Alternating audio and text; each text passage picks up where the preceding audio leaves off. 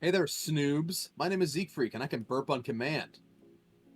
Okay, maybe not. Anyway, joining me today are my usual cohorts, Kevin, the jingliest of the Keebler elves, and Saradin. Insert equally nonsensical title here. Oh, I think I forgot that part. Together, we're going to answer the question you've all been asking: boxers or briefs? Welcome to the Baka Gaijin show.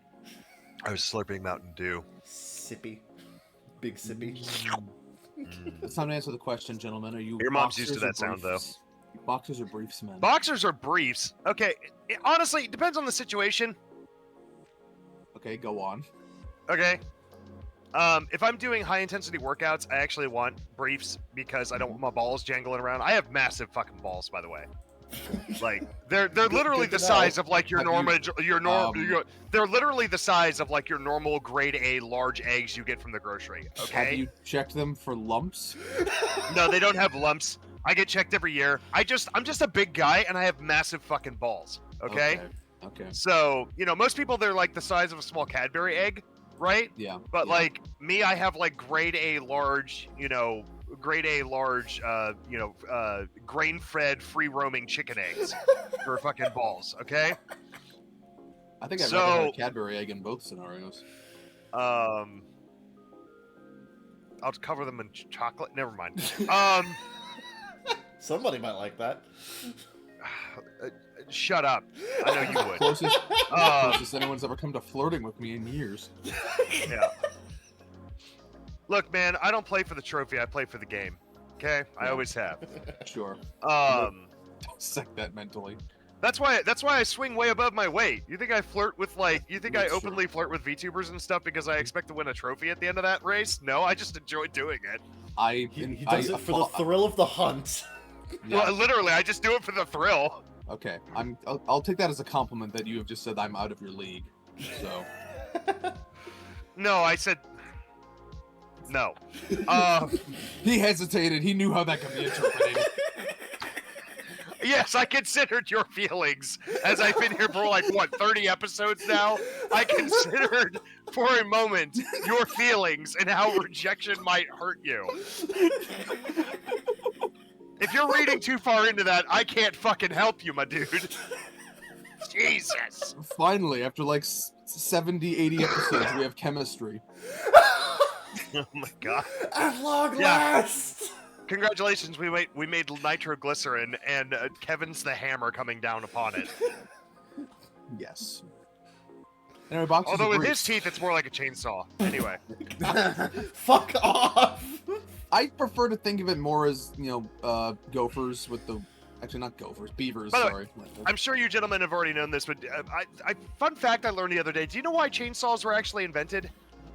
To cut down trees? Oh No. No, they're not. No. Every time, so I was watching Thor the other day, right? Yes, I was watching Thor. Yeah, you saw the same clip. Yeah, I was watching Thor's clip of Thor, and somebody was like, sent us $2 donation, and he was like, they were like, don't look up why chainsaws were invented. And he looks at his eyes go wide, and he leans back, and he's like, oh my god. He's like, nope. They were invented as an assistance tool for cesarean sections and birthing. It was designed to... For difficult birthings, yeah. Yeah.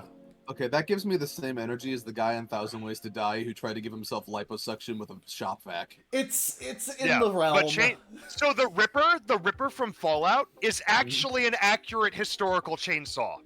Oh. Oh, okay. Oh. Yeah.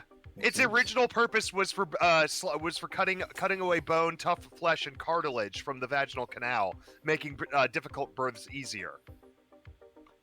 I guess the concept was you could have more control over it because it was doing the sawing for you. I guess. This gives Texas Chainsaw Massacre a whole new layer. Oh god, Jesus Christ! Stop. Is that movie also about rape now? Anyway, Possibly. because every horror movie that is trying to be deep now is doing the alien thing. Anyway, it's just being an allegory for rape. But anyway, well, maybe when rape stops being scary, they'll stop making movies about it. That's what we should actually have a month about. Make rape less scary. Yeah, rape acceptance month. That is not what I said. No. No. That is not what I said, for the record. Any record keepers, anybody taking minutes on the meeting here, make sure it is known, for the record, I am not being serious about that. Anyway. I really like the mental image of the last video I did with the 44 rules. Got a lot of attention, so I'm really looking forward to the guy who comes. Oh, the guy who posted the 44 D&D rules is in the video. I wonder what it's about. Rape acceptance month.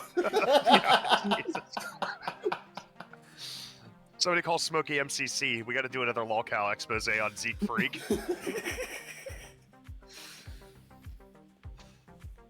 Kevin, boxers or briefs?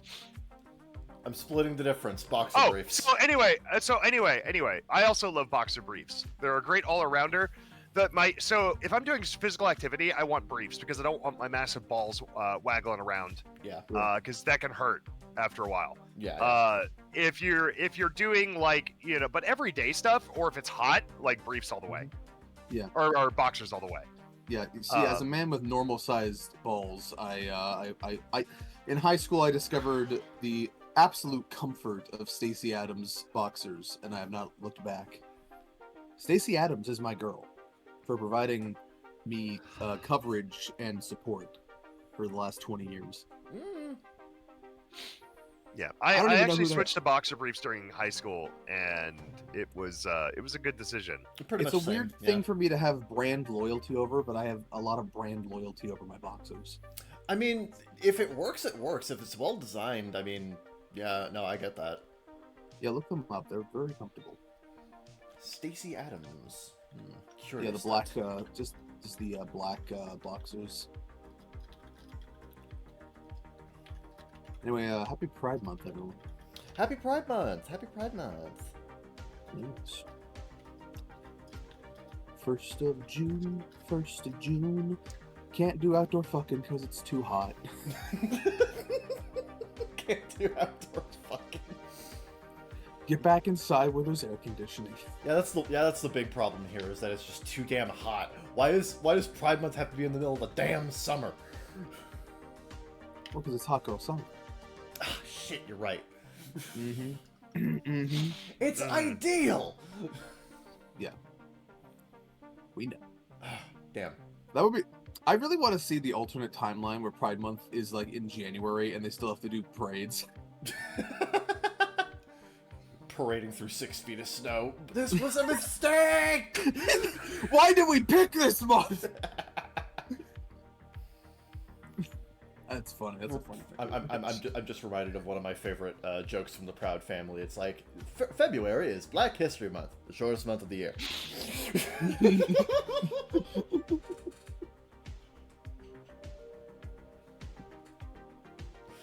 Yep.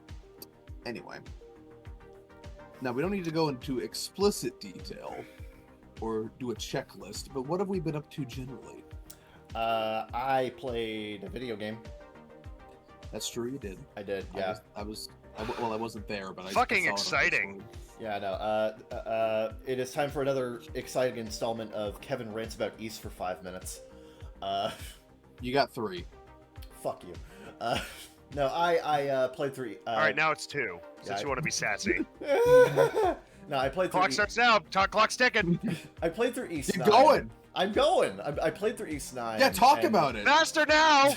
Why aren't you talking about it? I'm Because sorry, you people time's won't up. shut Time's sorry, and that is all the time we have for Kevin today. Shit! Oh, hell yeah. It's more time than we probably should have given him, but it's we were being generous today. That's all the time we have. This is the power of podcastery chemistry. Yep. Yeah, you two get to talk all Talk all about you your want. stupid video game. I will! Fuck you! Why aren't you talking about it? Jesus Christ.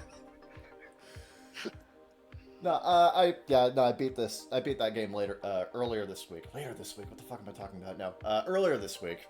I'll And, play a video game. Actually, you beat it last week. It's Sunday. Or no, actually, not Sunday. It's Saturday. Never mind. Saturday. Yeah, it's true. Okay, yeah. I End see of the your week. point. Yep. No, Acknowledged. pretty good game. So like the big issue with this game is that like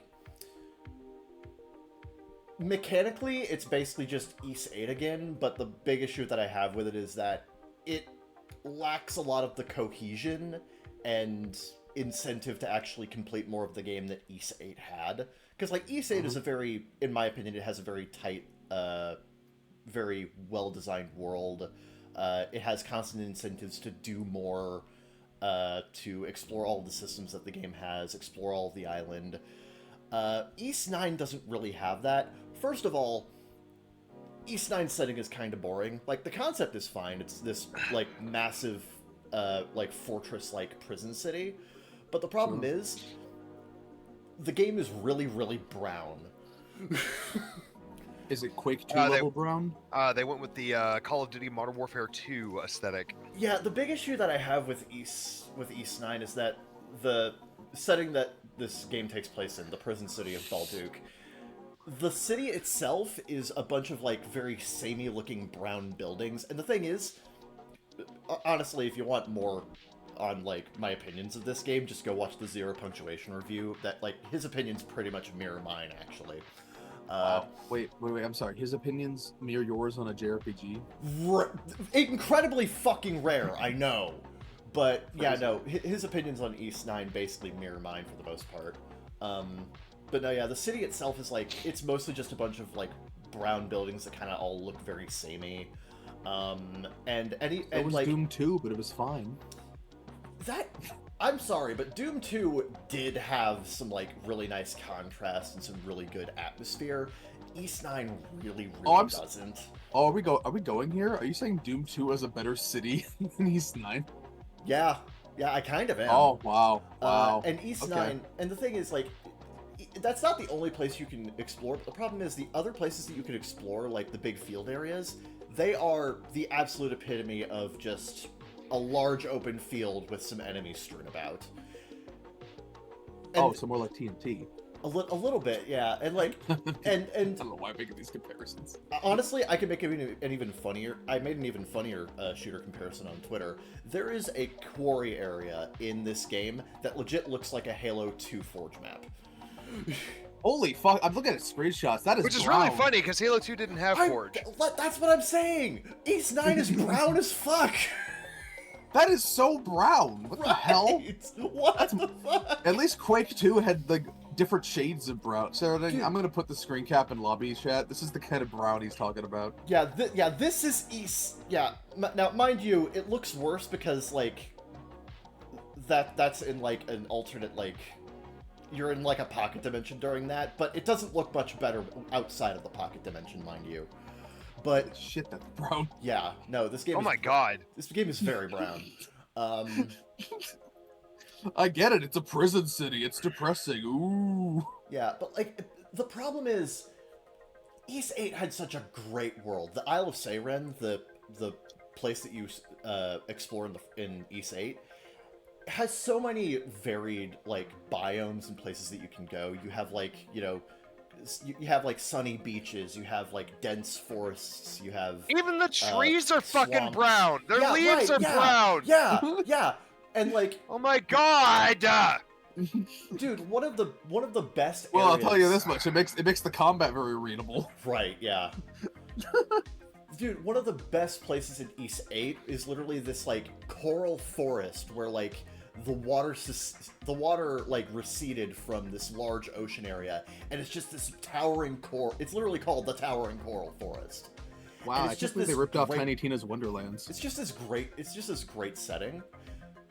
Ys 9 has nothing like that. It's just brown, and more brown.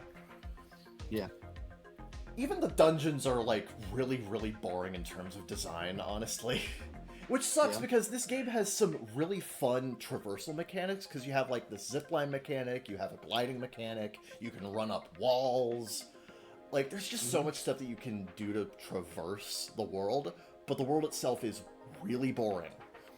You know, and that's the thing, is, like, I feel like so many Japanese games now are trying to... It feels like everything from Final Fantasy to, I guess, even Ys are trying to emulate a little bit of the Souls-like thing. Because the Souls games have a really depressing setting. Yeah. Right? Yeah. They're really dark and gothic in style. But the thing about the Souls games is they are dark and depressing, but they still have a huge amount of variance. Yeah, the castles are all kind of great, but they're also filigreed with gold. Yeah. From the opulence of the rulers who run them. There's and there's beautiful lighting and there's everything else. You can't just plaster everything with stone and make it look straight depressing and make it feel proper, and make it feel good. You know what I mean? Yeah. There's a subtlety to how those games do it. So if you're trying to go for that aesthetic, realize that aesthetic is not just gray and brown. That's like a fourth grader's interpretation of Souls games. I think there's some developers who've kind of got that. Like I remember Code Vein looks pretty Souls-like in that regard. Yeah, Code Vein had actually. Too bad Code Vein wasn't that great of a game, but visually. But visually, it was a perfect marriage of the proper Souls-like with the aesthetics, at least. Yeah. And with half-naked anime chicks, which is always a bonus. Always a bonus. That's what FromSoft's really missing, honestly. Yeah, seriously. No, yeah, More finger, butthole. The thing. Christ. No, what made Ys 9 still like a fun experience is that it still has the solid combat that Ys is known for. But even then, honestly, I feel like they dumbed down the combat a little bit by making the enemies too fucking squishy. Like, there's no reason to swap to any of your party members with different attacks, different attack styles, because everything's weak to everything. What's the point? Everything's already Tracer. Yeah, just play as Adol. There's no reason to play as anybody else. Apart from switching to Raging Bull so that you can break a couple of walls, that's it. But like, it's still got fun combat. It's still got a pretty solid story, honestly, though I honestly think it kind of falls apart in the last, 5 hours of the game. And it's still got a lot of systems that are taken from Ys 8 that I really like. It's just that a lot of those systems are either lacking the cohesion that Ys 8 had, or they're just straight up done worse. Yeah, I noticed it took you a while to actually finish it. You said, I'm going to finish it tonight, and then, 3 days later, you finished. I really struggled to get through it because I was kind of getting burnt out on the game by the end, just because it was so monotonous. And that's the biggest issue that I have, is that I went through Ys 8 in, 8 days. In a week. Yeah. It took me this entire month to get through Ys 9. And it's a shorter game. It is a significantly shorter game. Yeah. So, it took me a while. And it's really unfortunate. I am so glad that Ys 10 looks to be going back to something more akin to Ys 8 in terms of, world design and, overall cohesion. Because whatever they did with Ys 9 was bro, move on. The cool kids call it Ys X. No, they don't. The cool kids do. No. But no, yeah, Ys 9 Ys 9 is fine. It's like a 7 out of 10. But it's coming off of a game that I would give a 9 out of 10 on a bad day. Is it a bad day? No, it's a good day. I'm giving it a 10. Okay, well, I had to check. No, yeah. But apart from that, I tried to watch... So, a couple days ago, I tried to watch one of my favorite movies, Dirty Prayer Project Eden. So I took out my old Project Eden DVD, put it in my Blu-ray player. 30 minutes in, the movie starts skipping like a motherfucker, and then it just skips over 17 minutes worth of the movie. I try to figure out, so I'm like, oh, there must be a smudge or a scratch on it that's causing an issue. I take it out of the tray, turn it over. The layers on the DVD are splitting. Yeah. The DVD's fucked. I can't use it anymore. It's just unusable. Unfortunate. Yeah. So, that sucked. Anyway. I blame Arizona, honestly. Honestly, I do too. I feel like I feel like what probably did it was the fact that it was in storage for a bit. Unfortunately, that also means that a bunch of my other DVDs are, they probably have their days numbered. Did you go through and check more of them? I'm gonna have to do that this over the next week, because, good God. And I'm looking forward to that on Twitter. You're just Yeah. and this one, and this one, and this oh one. shit! You'll have a fucking Dan versus moment. You'll be like, Arizona!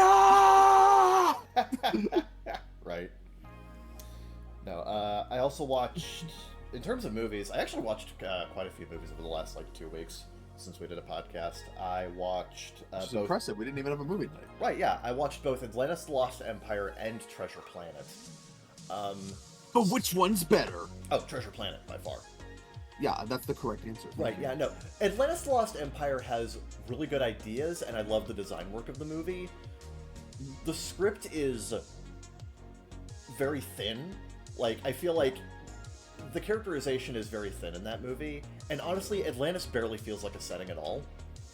Yeah. It mostly just feels like a place where the plot happens, rather than an actual new, like, ecosystem that the characters explore. Like, as an adventure movie, it kind of fails on that part. I do feel like, and I don't know if they've actually ever done this, we make a really good Kingdom Hearts level, though.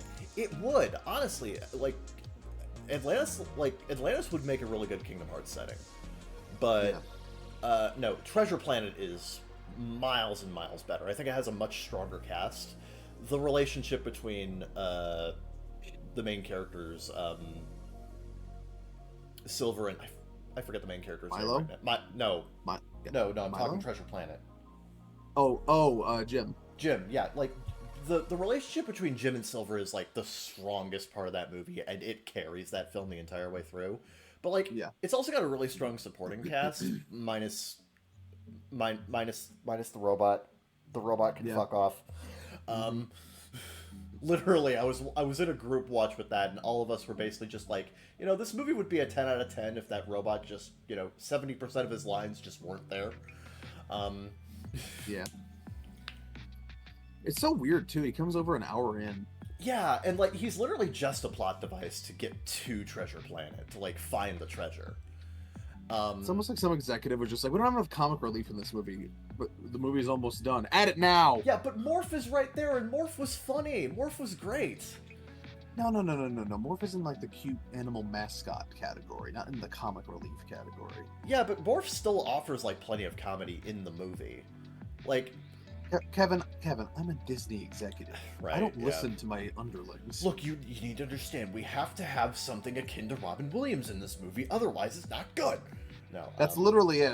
I forget who plays the robot, but it's literally just discount Robin Williams. It literally is, yeah. No. Martin Short. It's Martin Short. Sorry, Martin Short. You're coming up short. Treasure Planet's fucking great. I know, you watch your mouth. No, Treasure Planet's fucking great. I love that movie. On my media thread, I literally said if I watched this movie as a kid, I would have rewatched it 26 times. Yeah, I was actually surprised you hadn't seen it before. I'm surprised I haven't seen it.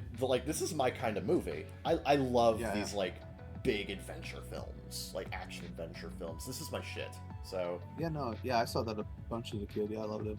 Yeah, no, I love Treasure Planet.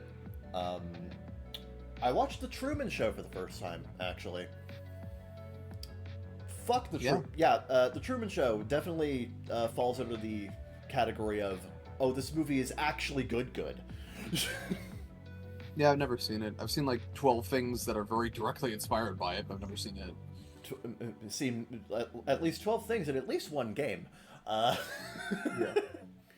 No, Oh, I played multiple games inspired by it. No, The Truman Show's really, really good. Like, incredible film. Definitely worth a watch. I feel confident putting it on the movie night list, actually. Think you'd enjoy Do it, pussy. I will, thank you. No, Truman Show's really good, love it. I also rewatched both of the Tenchi Muyo in Love movies, which... the first movie I feel like is kind of a perfect encapsulation of everything that makes Tenchi Muyo great. And the second movie is... It's a very different kind of movie for Tenchi, because it takes the characters and puts them into this very, like, introspective character drama. But honestly, I feel like it's a really good epilogue to the Tenchi Muyo TV series, which is what it was designed to be. I feel like in some ways it's better than the first Tenchi Muyo in Love movie. But there are also just a lot of things I love in the first movie. Like, it's a really fun action film and it has some great comedy moments. But yeah, they're both of those movies still hold up remarkably well. They're both really, really good. And apart from that, not really a whole lot else that I've done apart from that. So, move on to... I don't know, who wants to go next? I'll go next, and I probably blew out my mic there. You absolutely did. Good job. Yeah, I really need to replace this thing. Yeah, you blew out the microphone like What? No, yeah, you blew out the microphone like I think like a year and a half ago, and it's just kind of gotten a little bit worse over time. Yeah. Yeah, the Discord suppression is doing a lot of heavy lifting here. The raw recordings are quite raw and recording like. No, yeah. Honestly, between like the audio compression over Discord and the automatic noise reduction and shit, like you actually sound pretty okay for the most part. Yeah, doing heavy lifts, doing the heavy lifting. Yeah. Yeah, but I had to, I recorded some raw audio because I did those 2 videos last week, and they required a lot of cleaning up because my raw audio is pretty rough. Yeah. Yeah, I need to replace my mic at some point. I'm just lazy, and I want it to not cost as much money as it does. Nah, I completely get that. Like, I cannot tell you how many things I've put off just because it's money. Like a chair. Why the fuck everything costs money? Yeah. Yeah, and a desk. Yeah, and a desk. Honestly, like again, you can get free desks on Craigslist if a middle school is closing. You know that? Right, yeah.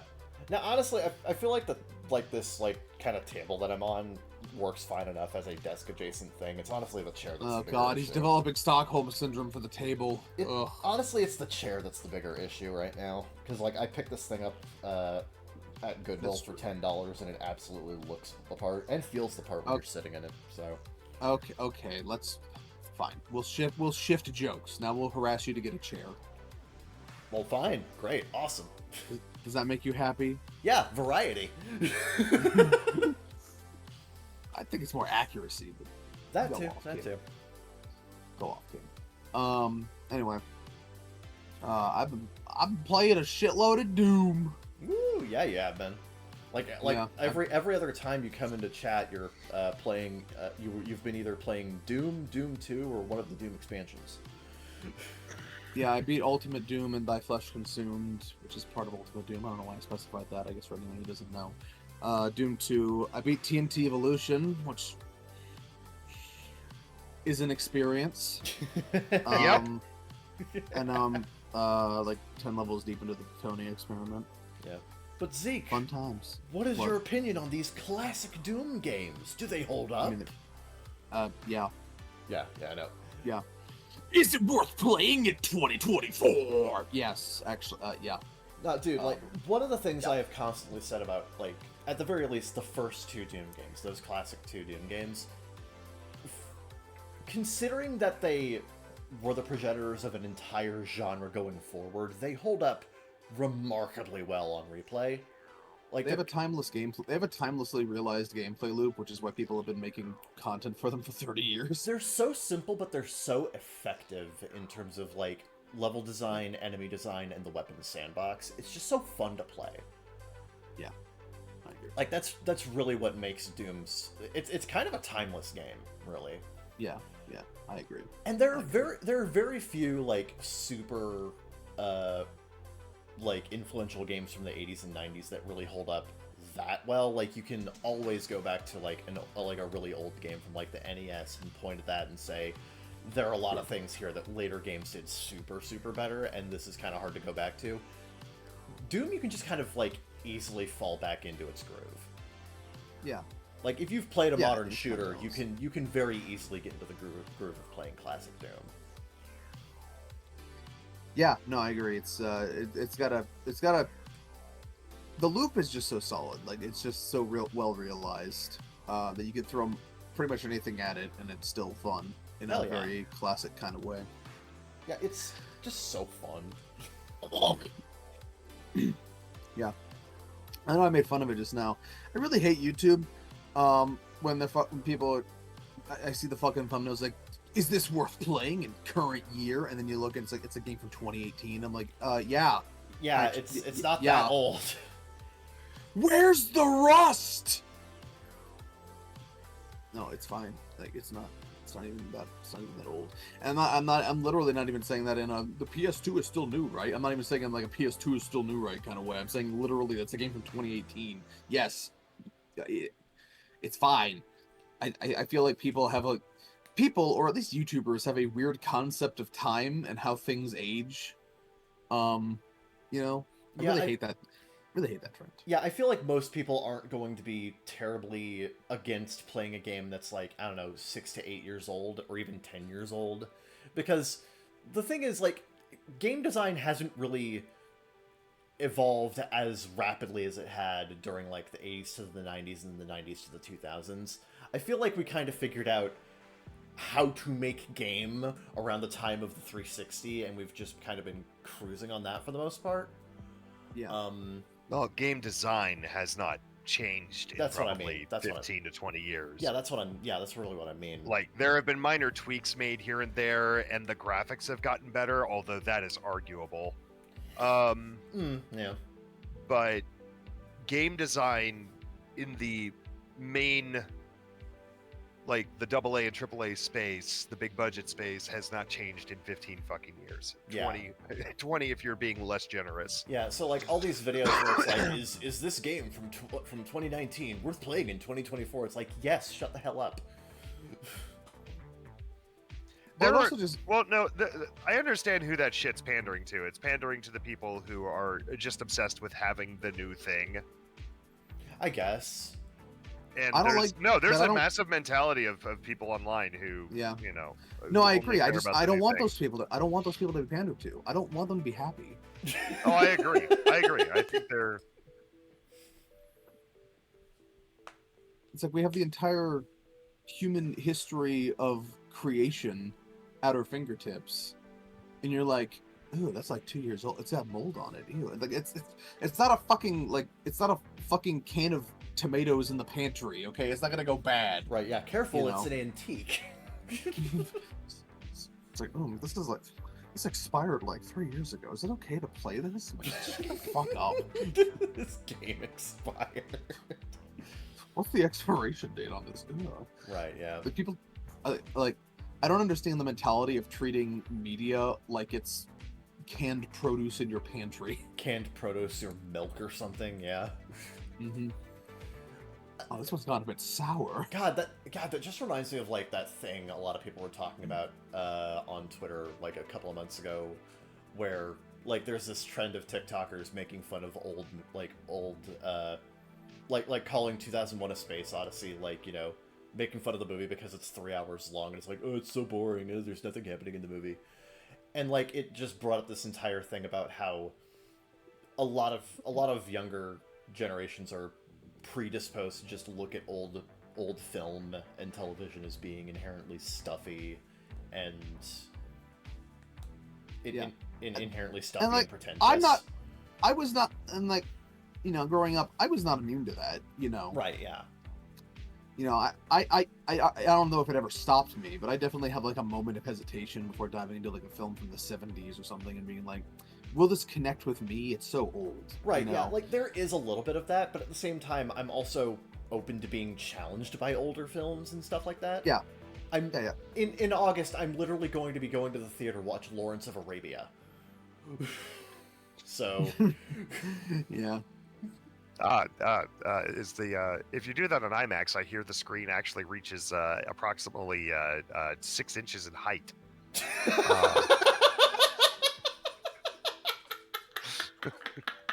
Lawrence of Arabia went a little ham with their widescreen. That's all I'm just saying. A bit, maybe just a bit, yeah. With their panoramic widescreen. Yeah. Nice. No, I'm looking forward to watching Lawrence of Arabia in August. And one of my favorite some of my favorite movies of all time are old as fuck. Like, my favorite Japanese movies are Godzilla and Seven Samurai, both of which are from 1954. And one of my favorite movies of all time is Metropolis, which is from 1927. It's almost 100 years old. So, like... Almost like your teeth. Shut up! Stop it! That doesn't make sense, and I You agree. grave robbed. No. I think the reason Kevin's teeth are so screwed up is that he just grave robbed Washington's wooden teeth. Jesus Christ, what am I? A fucking See, homunculus of dead bodies? What the hell? See, I just assumed he was born on a Native American burial ground, and the spirits were not pleased with him. And I was just cursed with bad dental hygiene, just bad dental for the rest of my life. No,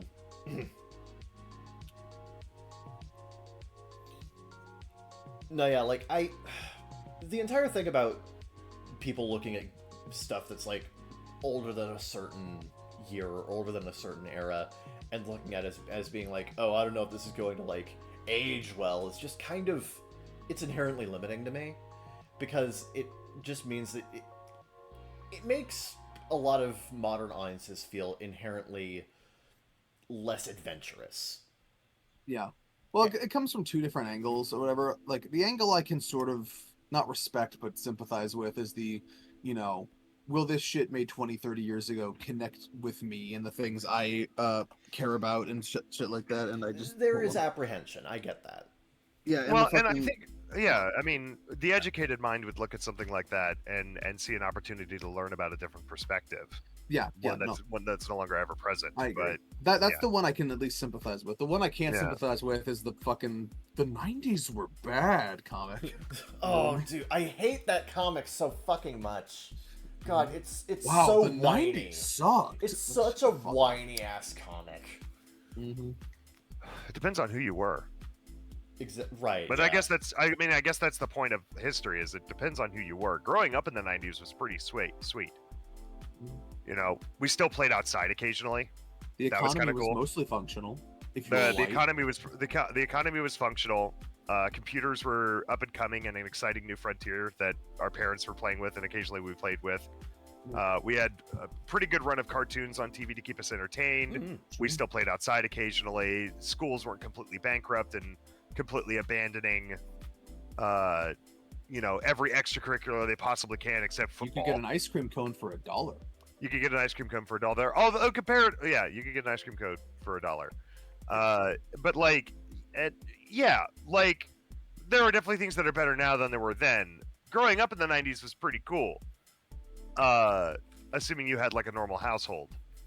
And you weren't gay. Yeah, and you weren't gay. But I have no perspective of what it was like to be an adult in the 90s because I wasn't one. I was in my 0 to 10s. Right, yeah. Sure. It's just I don't know where I was going with that. It's just inherently why limit yourself? Yeah, Again, vast expanse, entire history of human creation at your fingertips. Explore a little. Yeah. Dude, I literally that game from 2018 aged just fine. Exactly. Right, exactly. Yeah. No, dude, I'm always looking. Go play Far Cry 5 and get knocked out 30 times to advance the plot. It's fine. Yeah, I'm always looking at like older movies and older games and shit that I can experience just because I like going back and seeing shit that I missed, and I like going back and seeing if certain stuff like resonates with me as a modern audience, as a modern audience. And you know what? Yeah. A good chunk of it does actually. Mm-hmm. A really good chunk of it does. Well, it's because everyone has always been trying to make things good. People don't usually make bad things on purpose. Yeah. So things that were lauded at one point in time, like 90% of the time, are usually still good because they were always good. Right. Yeah. Anyway, on to things I was actually doing. Yeah. What were you doing? The first of the mini game, like 2 or 3 years ago, I went on a crowdfunding binge, and I was a bit of an investor. I was a bit of an investor myself, you could say. I invested in a bunch of game Kickstarters and whatnot. One of them was 9 Souls, and 9 Souls is finally out. I've played 4.3 hours of it. Really good so far. Really hard, but really good. 9 Souls is, as they just I don't know if it's I haven't gone far enough in to determine if it's like an actual Metroidvania or like a Litroidvania, like Convergence. It feels more Convergence-esque to me. Yeah. Which is fine. I can deal with that. It is a Tau Punk 2D game. Like Taoist and Taoist. It has a lot of Taoist themes to it, which is very interesting. Always like learning about different things. It's by Red Candle Games, the Taiwanese studio. You might remember from those controversies a few years back where their games got removed from Steam because they made fun of G. Yeah, I remember that. Yeah. So they got kicked down a bit. So there's a lot of people being like, well, we should really support Red Candle right now because they got the shit kicked out of them for no reason because Valve decided to suck up to China. You just kowtow to China, yeah. Yeah. But also support them because it's a good game. You could also do that. So far, it's really good. I really like it. Very fluid. I did have to submit a support ticket though, because after a patch, it doesn't recognize the. This is a minor problem, but it doesn't. It used to recognize my monitor's refresh rate, and now it's just stuck on 60 hertz. The frame rate is still 162 or whatever, according to Steam's counter, but it's set to 60 hertz, so there's a tiny bit of jitter. Yeah. Just a smidgen, because it's expecting the wrong refresh rate. Yeah, I submitted a ticket about that after the patch broke that, and they said they're working on it. So okay, that's good. Yeah. So I've been playing that. I played a few hours of Bomb Rush Cyberpunk. Not really for me, on that kind of game. I wanted to try it out. Seems well made. Just that kind of, when most of the missions started becoming get high score in strict time limit, I was like, I've never been really good at these. Yeah, like from what I understand, Bomb Rush Cyberpunk is really great if you were super into Jet Set Radio back in the late 90s and early 2000s, but if you didn't really jive with it, it's basically just that again, so... Yeah, it definitely feels like it was made with certain expectations, Yeah. for pre-existing fans of that. Yeah, which, again, great for those fans. Awesome for those fans. Just, for anyone new coming in, it's a... I guess I kind of assumed it would be a little bit more friendly than it is. That's fine, though. It has its audience. Oh, yeah.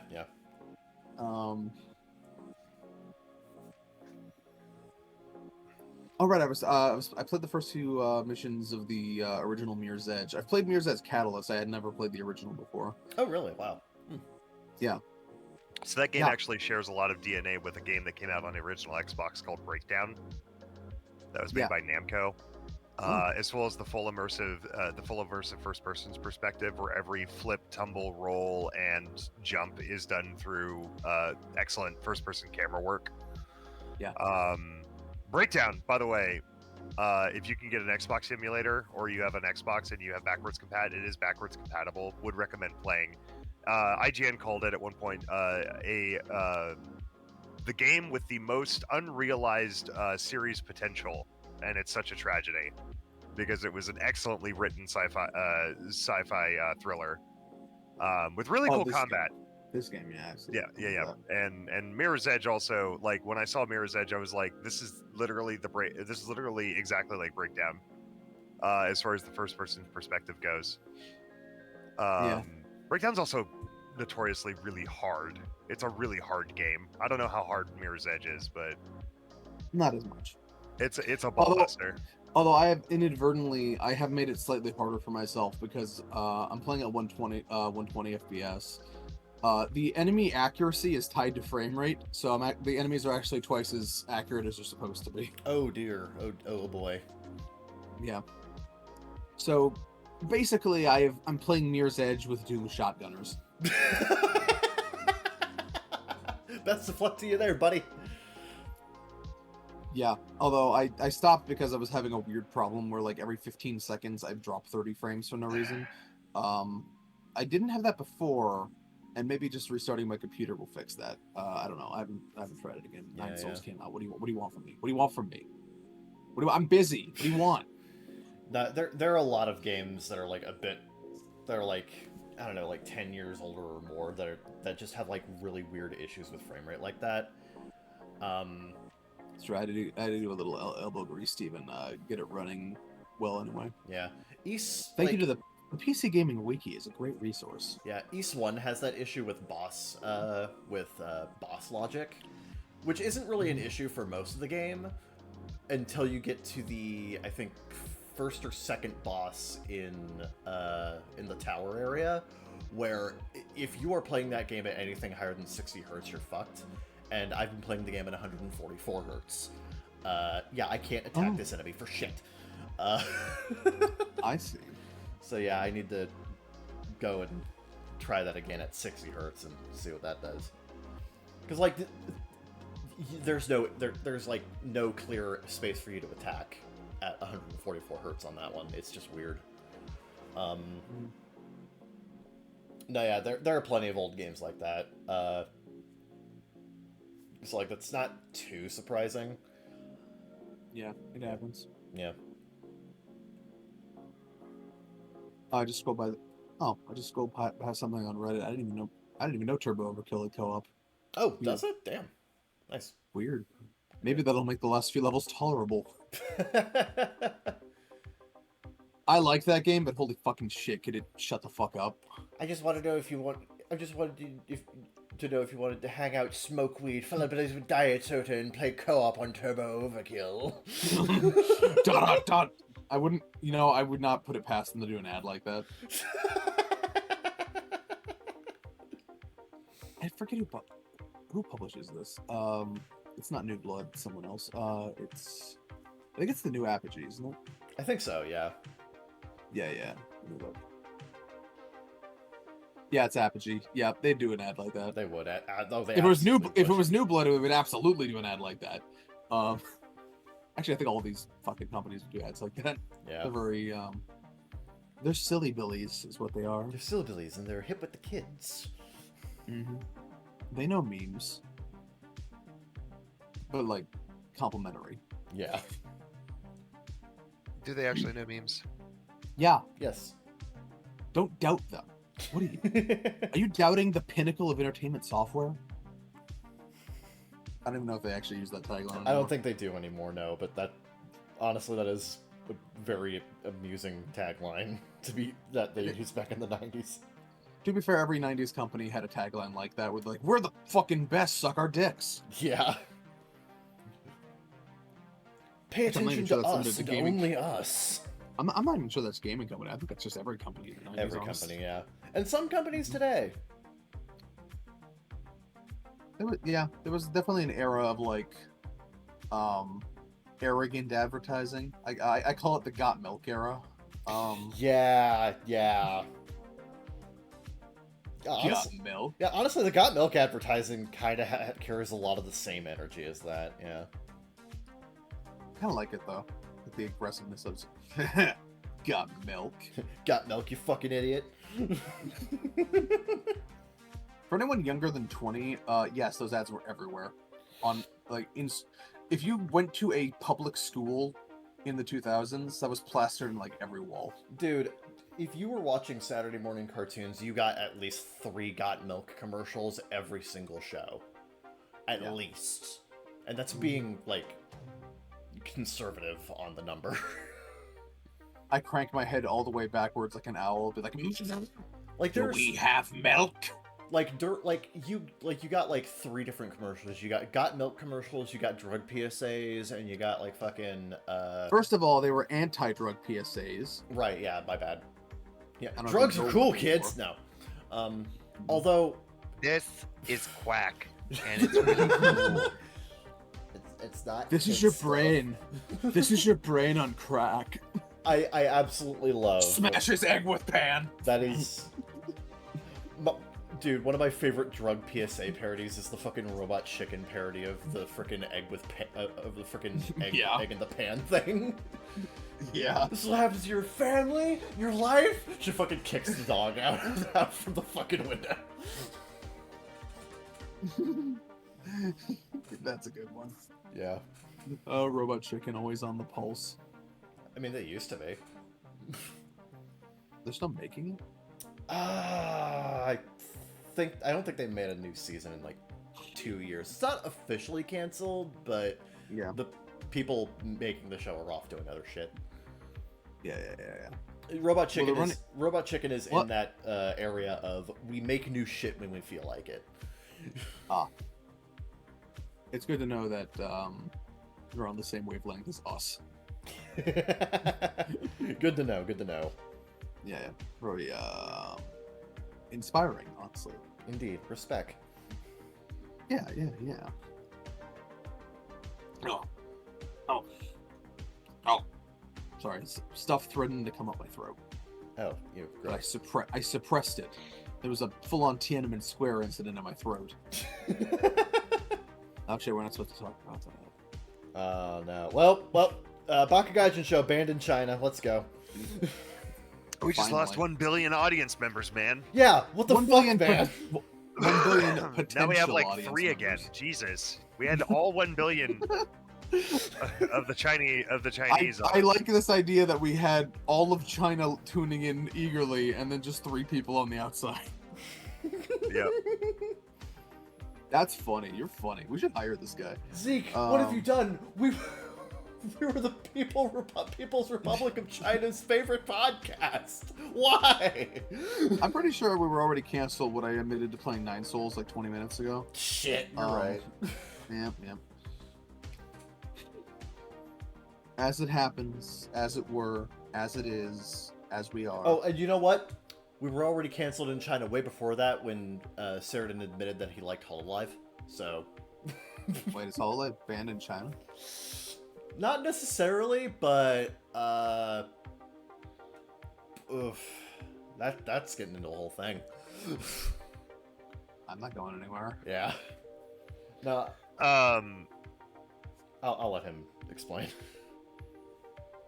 He'll probably do a better No. job. Essentially, what happened was during a stream.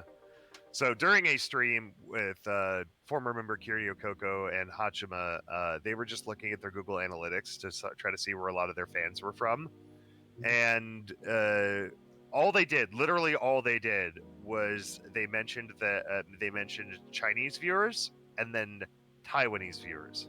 Oh, you can't do that. Yeah. And what it led to was 6 months of both of their channels being mobbed constantly by CCP sympathizing Chinese bots.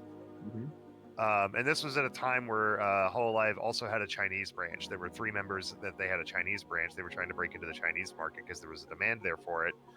And they were streaming on whatever the Chinese version of YouTube were. What this led to was 6 months of constant harassment. Coco had to be suspended as an appeasement because my guess is that they were legitimately threatening the Chinese members. Yeah, they were. And what it ended up happening was eventually YouTube responded to their pleas and was able to stamp out a lot of the Chinese bots. It took them 6 months to do that, by the way. Go Sure. YouTube. Well, because YouTube was also trying to break into the Chinese market at the time. Sure. So of course they didn't want to spit in the face of them by saying that the bots couldn't harass their users. So Coco ended up graduating about 8 months later, I think. We think she never explicitly said it was because of that. It probably was only partially because of that treatment and the difficulty that it caused, but. She said it was more of creative differences with the company, but yeah. So, and then it also led to the dissolution of the Chinese branch. Like Hololive cut them loose, let them keep their model. It's like, it's nothing against you. Your country's just toxic. Sure. So they're still around. Apparently, they still stream in Chinese, or at least 2 of them do. Who knows what happened to the 3rd one? I don't know if she quit or if she's in a concentration camp. Who knows? But at the end of the day, yeah, Hololive does not do well with China. Also, after the incident, games like MuseDash cut all permissions for cover to actually for covers talents to actually play them. Yeah, MuseDash because there are a bunch of Chinese sympathizing cocksuckers. Well, MuseDash is a Chinese game. Yep. Yeah, so that was a note. That was a Which is really funny non-starter. for them because once they did that, a bunch of the artists who were making music for Muse basically told them to go fuck Yeah, they themselves. said fuck off. Yeah. Yeah, Kira's definitely one of them. Kira had like 5 songs on there, and he said, "Yeah, no, take my songs off, and I'm no longer doing anything for you." Yeah. Huge And now respect on him for now that, he yeah. works as the mix artist for Kiara. So like, That China man, hard to get along with, hard to work with. yeah, Really this is hard. why Google eventually gave up on trying to do anything with China because they realized how unrelentingly toxic their their environment is. They're just hard to deal with. They're the asshole in this situation, most situations. Indeed. Mhm. Yeah, it really sucks in the case of Muse because Muse is Gura's favorite rhythm game, and she can't even play it anymore. She can't even acknowledge the fact that she plays it on stream. She can't acknowledge it. Yep. And she had to private Is she- all of her Muse streams. Did they come up with like a copyright-friendly name to imply they were playing it? No, she straight up can't mention it at all. Oh, they didn't even Bleemian swear Blassiker at it? No, they didn't. No, they just straight can't. Gura can't mention Muse ever. No one can. I can mention it. Well, we can, but we're not Polar Hololive now, are we? And I'm proud of that fact. No, the entire situation with China, Muse and all the other shit was just very, very upsetting and depressing at the time. And That's fine. This reminds me of Actually, go ahead.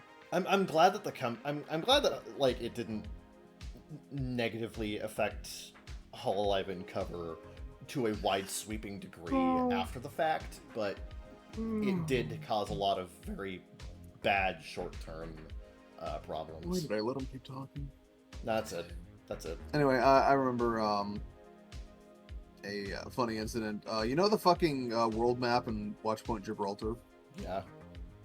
It used to actually, there was a mini controversy, I suppose, when people realized that in everywhere that's not China, the map says Taiwan, and then in China it says Chinese Taipei, of course, as it should. Yeah. People were mad about that, even though it was only visible in China.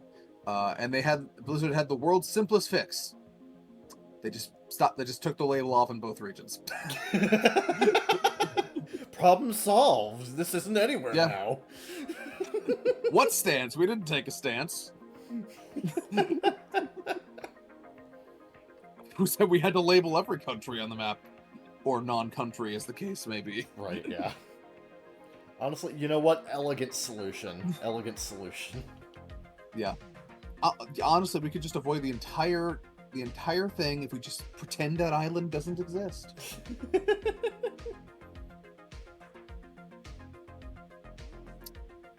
Now, I'm looking forward to that essay coming to my inbox in a few years.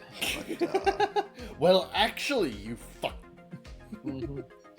Yeah, listen, you come here for jokes. You don't come here for serious geopolitical solutions, all right? Yeah, you were just here to yap. They Yeah, do we're be like yapping. we're like the yappening. It's happening. Well, I mean, it was happening. It's over now. Yeah. Anyway, I think that'll do it for this first segment. I think that should do it, yeah. I'm Yeah. assuming you've got, unless Mike's been doing anything? I don't Oh wanna yeah, ask no, him we what haven't he's talked doing. about me yet. Yeah. What have you been doing? Oh, Now, I want to point out, we're asking what have you been doing, not what trips are you planning to go on in the next 2 years. Well, I mean, the only one I've got coming up soon is Germany in. The only one I've got coming up soon is Germany in June, which is already done. Right. And paid for, so not much to talk about there. Okay. And then, recently, what I've been doing is just, well, you know me, I slave away all day. Yeah. I did get a chance to finish Shogun Oh. on Hulu, and that was excellent, and I would recommend everybody checks it out. Okay. If you're expecting gigantic, huge battle scenes with thousands of samurai shooting arrows and slicing each other apart, There are definitely fights, but it is not the core of the story. The core of what makes that show what it is. Yeah, I'm guessing if you want season that, 2. watch LaShawn Thomas's Yasuke. It's mid. Yeah. Anyway, I will say that I think the first season is a lot of setup. There are times where it is definitely a little bit slow and very talkative. A little bit exposition heavy somewhat, but it's got a very wide cast of characters. I do think the way that the first season ends is exceptionally good writing, probably mostly thanks to the original author that the book is based on. So it gets my full endorsement, though. As far as like, the only issue I have with the show is that it's very clear that a lot of these sets are not were not built in Japan. Yeah.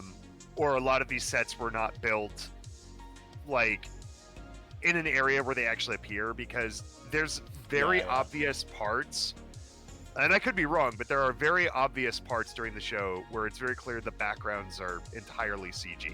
Yeah, from what I understand, most of the show's actual production did take place in Japan, and they tried to do as much location shooting as they could, but there was just something. Well, the problem is it's so tight that I imagine a lot of spaces you'd want to film, there's gonna be a fucking city in the background. Yeah.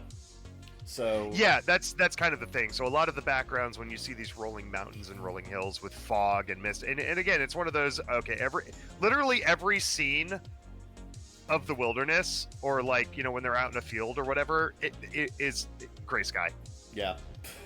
And I get it. That's tonal. It's not like a Marvel film where it's tonally dissonant, because Marvel films are supposed to be, a bit plucky and more optimistic, and we still have big bads and everything. But like, all the skies being CG is clearly a result of, just having to take shortcuts with the CG technology. It's gotta suck trying to film. But but at least in Shogun, it's warranted, because the show is very bleak. Yeah. It's very bleak. It's very serious, and like the fact that it's constantly raining or threatening to rain in pretty much every scene you see, is tonally consistent with the overall heavy weight of the show. Yeah. So I don't mind it as much, but it's still very obvious. So yeah, the backgrounds, especially the sets, are excellent. The actual physical sets are excellent. They're very well done. I was just gonna say that I think it must suck trying to film anything in like any historical piece in Japan, because you gotta film in Japan because Japan has a very unique sort of flora, fauna, topography or whatever. But Japan is also super condensed, so it's kind of hard to just go out in the woods and film, because there's gonna be cities and cars. There's actually, nearby. To solve that, there's actually areas in Japan that are set aside specifically for set building for films. Oh. Yeah, so I've heard about this. From what I understand, there are places in Japan that are specifically set aside for filming historical pieces, because they make a ton of them over there, right? Yeah. Everybody's obsessed with like pre-trade or slightly post-trade Japan, making films about samurai and great warlords and stuff like that. So they have areas that are kind of like that they know of, that they send people, where there's not going to be any like car traffic moving nearby. It's not going to disrupt. But like, yeah, they literally have to create pockets of antiquated Japan in order to do filming and stuff like that. And I'm guessing some of those were utilized. You think for the filming of this show? You think Japanese nerds are just like always pointing out those areas when they see them? Like they're watching Shogun, they're like, "Oh, yep, it's that fucking hill with those trees." Yep, it's that hill. Yep. I've seen that in 5 other documentaries. It's like the fucking Vasquez rocks in like American TV. What I think is really cool. What I think is really cool though is that like I could go to an island like Enoshima and film a 1 hour and 30-minute samurai documentary there, because that place is pretty much, other than like, I would just have to do something about the concrete paving, but everything there is so damn picturesque. If I just angled the camera up as often as possible, like you could film an entire like piece about feudal Japan at a place like Enoshima, and people would buy it. Westerners would at least buy it. Yeah. So there are lots of locations that are still very much how they were hundreds of years ago, but are usually either sacred ground or government protected ground, and getting those permits is very difficult. Like, you want to bring in a bunch of construction equipment and blow up a shrine? Yeah, no thanks. You want to blow up a fake shrine next to the real one? Yeah, no thanks. Yeah. I mean, they won't even let people sit on the Buddha, you know? So it's like, you think they're going to let you blow shit up right next to a shrine in a protected area? No, it's difficult. Now that is disrespectful. I feel like the actual Buddha would let me sit on him. Possibly. Yeah. I don't know. I If haven't been around to ask the guy. If I slipped him a 20, and he'd be like, "Ooh, what the fuck is? I can't use this. What the fuck is this? Yeah. Who the fuck is Andrew Jackson? Yeah. Who the fuck is Andrew Jackson? This guy's hair is wild. You elected this guy? When I was at Enoshima, there was actually this really interesting plaque about trade that was occurring with Canada, of all places, Oh. between the U.S. and Japan, and the fact that a Canadian historical society helped contribute finances to help restore Enoshima at one point in history to what it was. Yeah. Mm-hmm. So go Canadians. The uncommon Canadian W. Wow. Yeah. Well, you know, I mean, I don't know how many L's they've been taking lately. Well, yeah, but yeah, no, Shogun gets my full endorsement. Outside of that, I haven't really been doing a whole lot. Like, I just haven't been much into gaming recently. Kind of took a break from stuff, and my weeks have just been busy, man. Yep. Fair enough. So I think that'll do it for this first segment. Okay. All right. Yeah. We'll see you in segment number 2. If you go anywhere, we'll find out.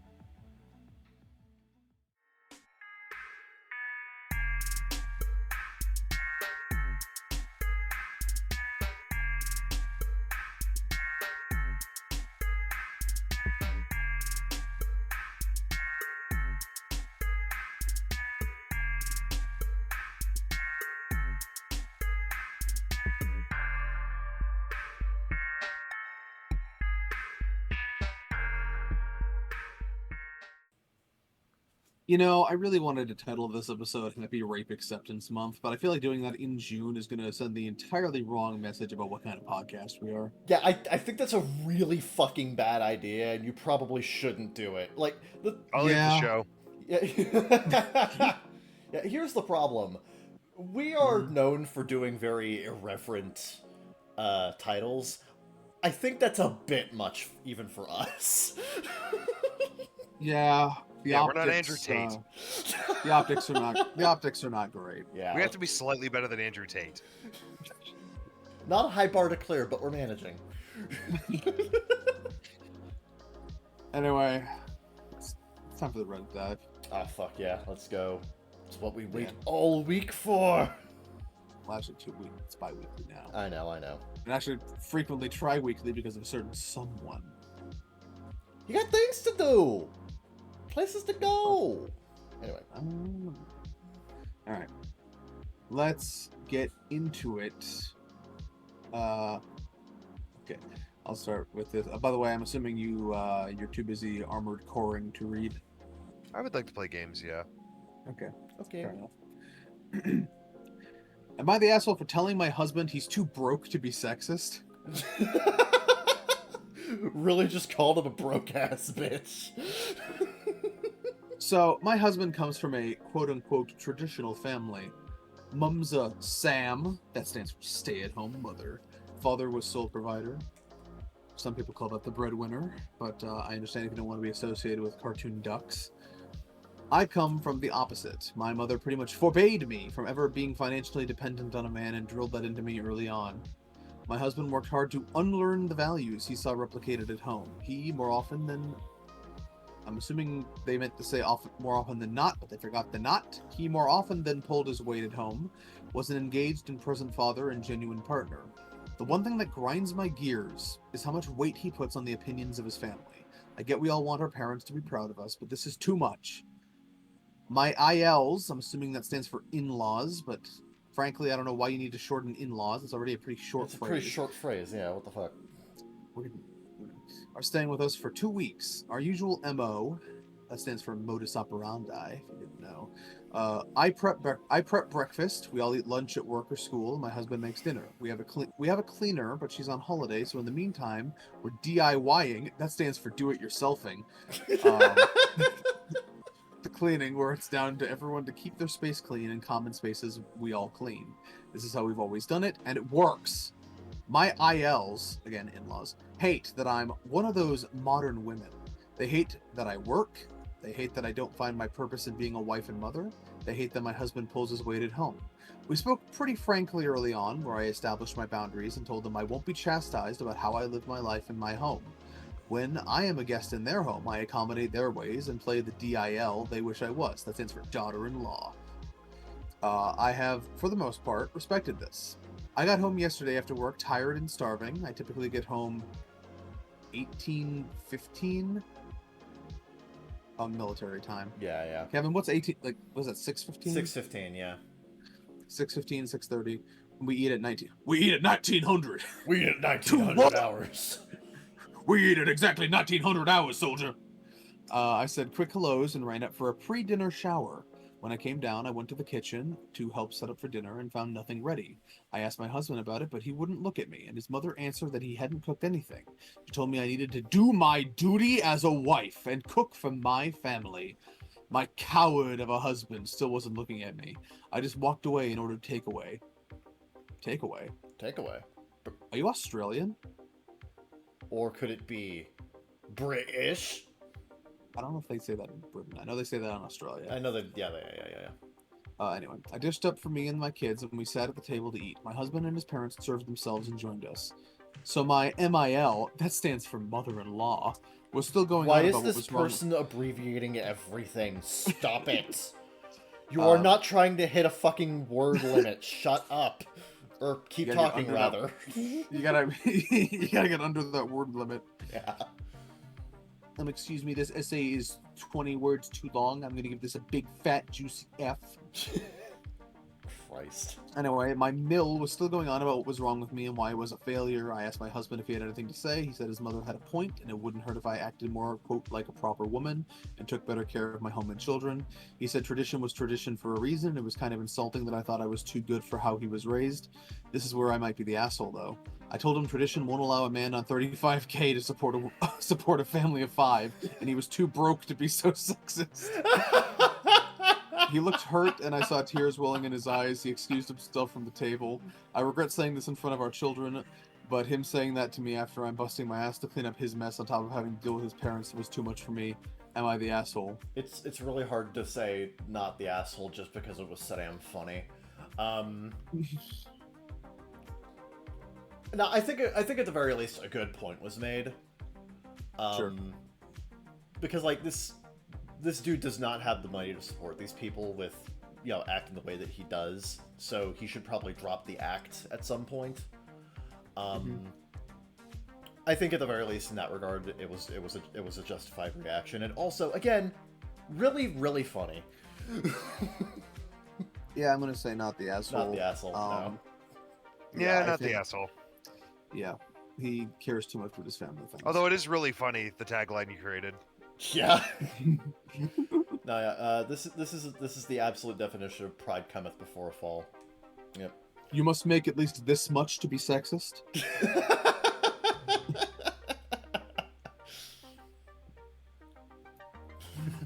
Funny. Bitch, you too broke to be sexist. Kevin, read this if you dare. Oh, I do dare. I do indeed dare.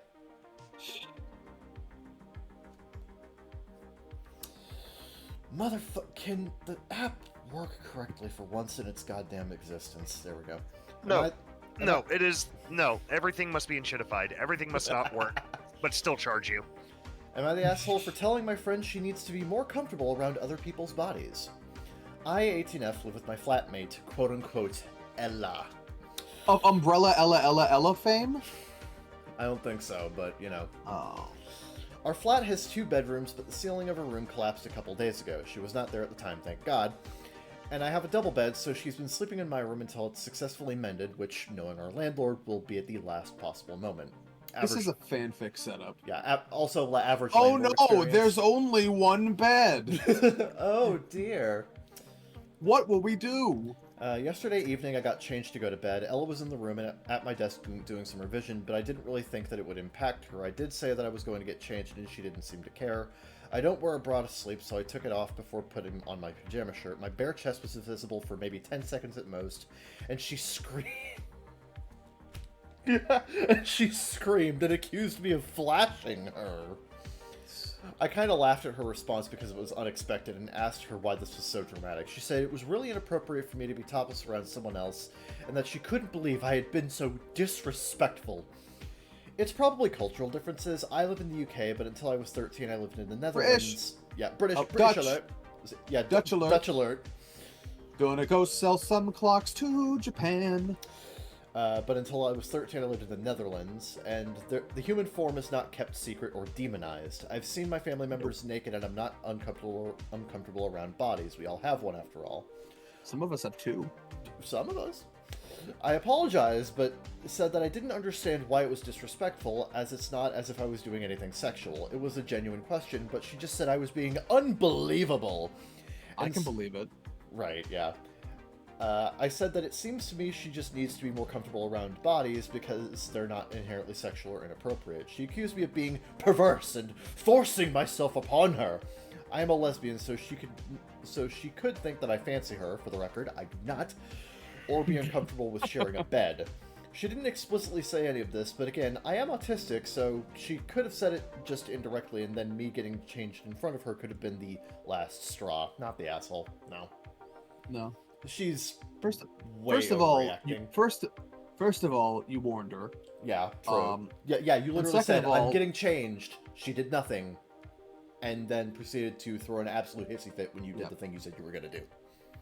And second of all, she's being weird. Yeah, People need to stop being weird about sex and bodies and just everything. Yeah. Just, Also, look, the Puritans died 400 years ago. Get over it. Also, maybe this is just me reading a bit much into this, but it's more than The a little... seed does not belong in the mouth.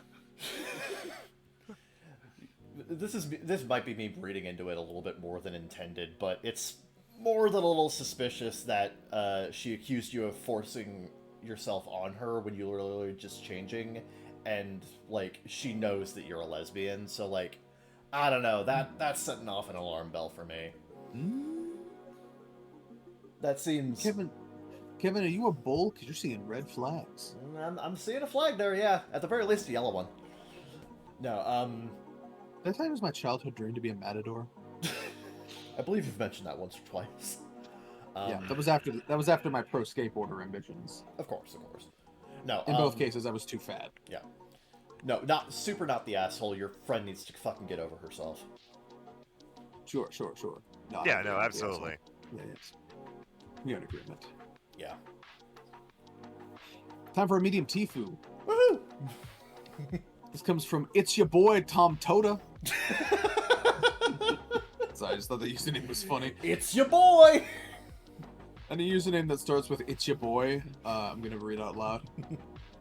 Today I fucked up by falling asleep in the shower and flooding the hotel.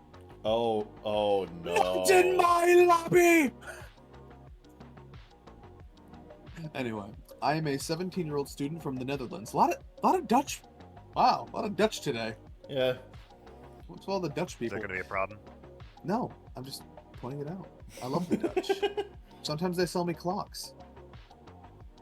I'm on a 5-day trip to Rome with school. Everything was great. I was exploring the city with my friends, eating out every day, just having a lot of fun. Yesterday, me and my friends decided to play some drinking games. We got a little fucked up. It was a fun night, but I was irresponsible and drank way too much. When we went back to our room, I got quite sick. I was drunk and had to throw up, and I was dizzy and could barely stand. I decided to get into the shower to clean myself up and maybe sober a little, but I fell asleep for 4 hours. Oh, God. Nobody noticed I was still in the shower until someone from a different room walked into the hallway and noticed the floor was flooded. They saw that the water was coming from our room and quickly woke everyone up. I got out of the shower, still feeling awful, and found the bathroom floor was ankle deep in water. I entered our room and found that it was very flooded too. The water leaked down and flooded the bar downstairs and caused a lot of damage to the cellar.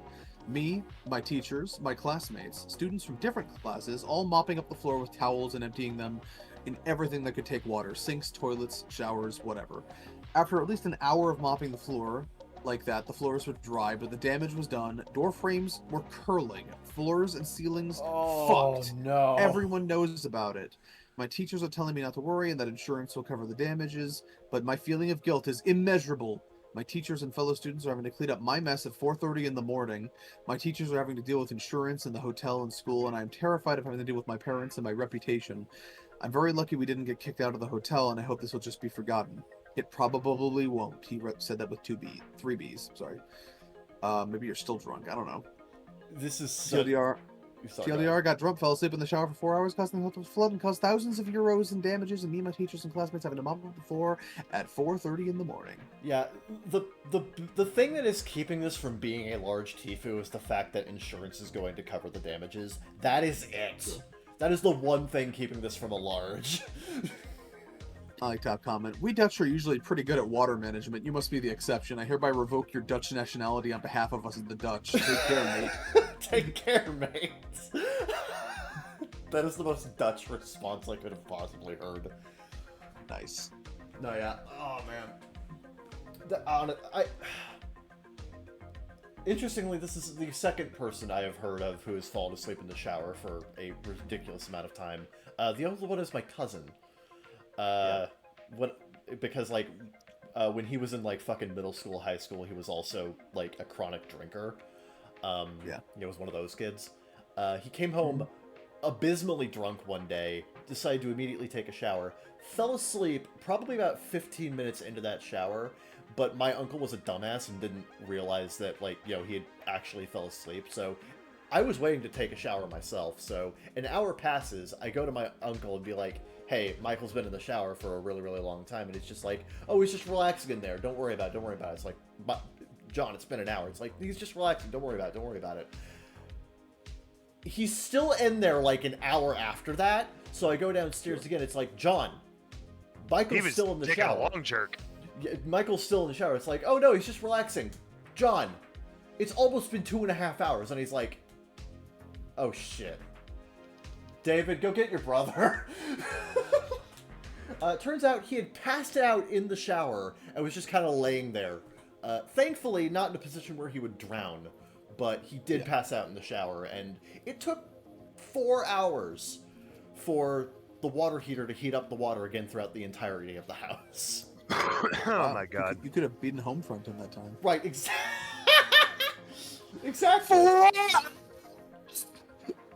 No, yeah, Jesus Christ.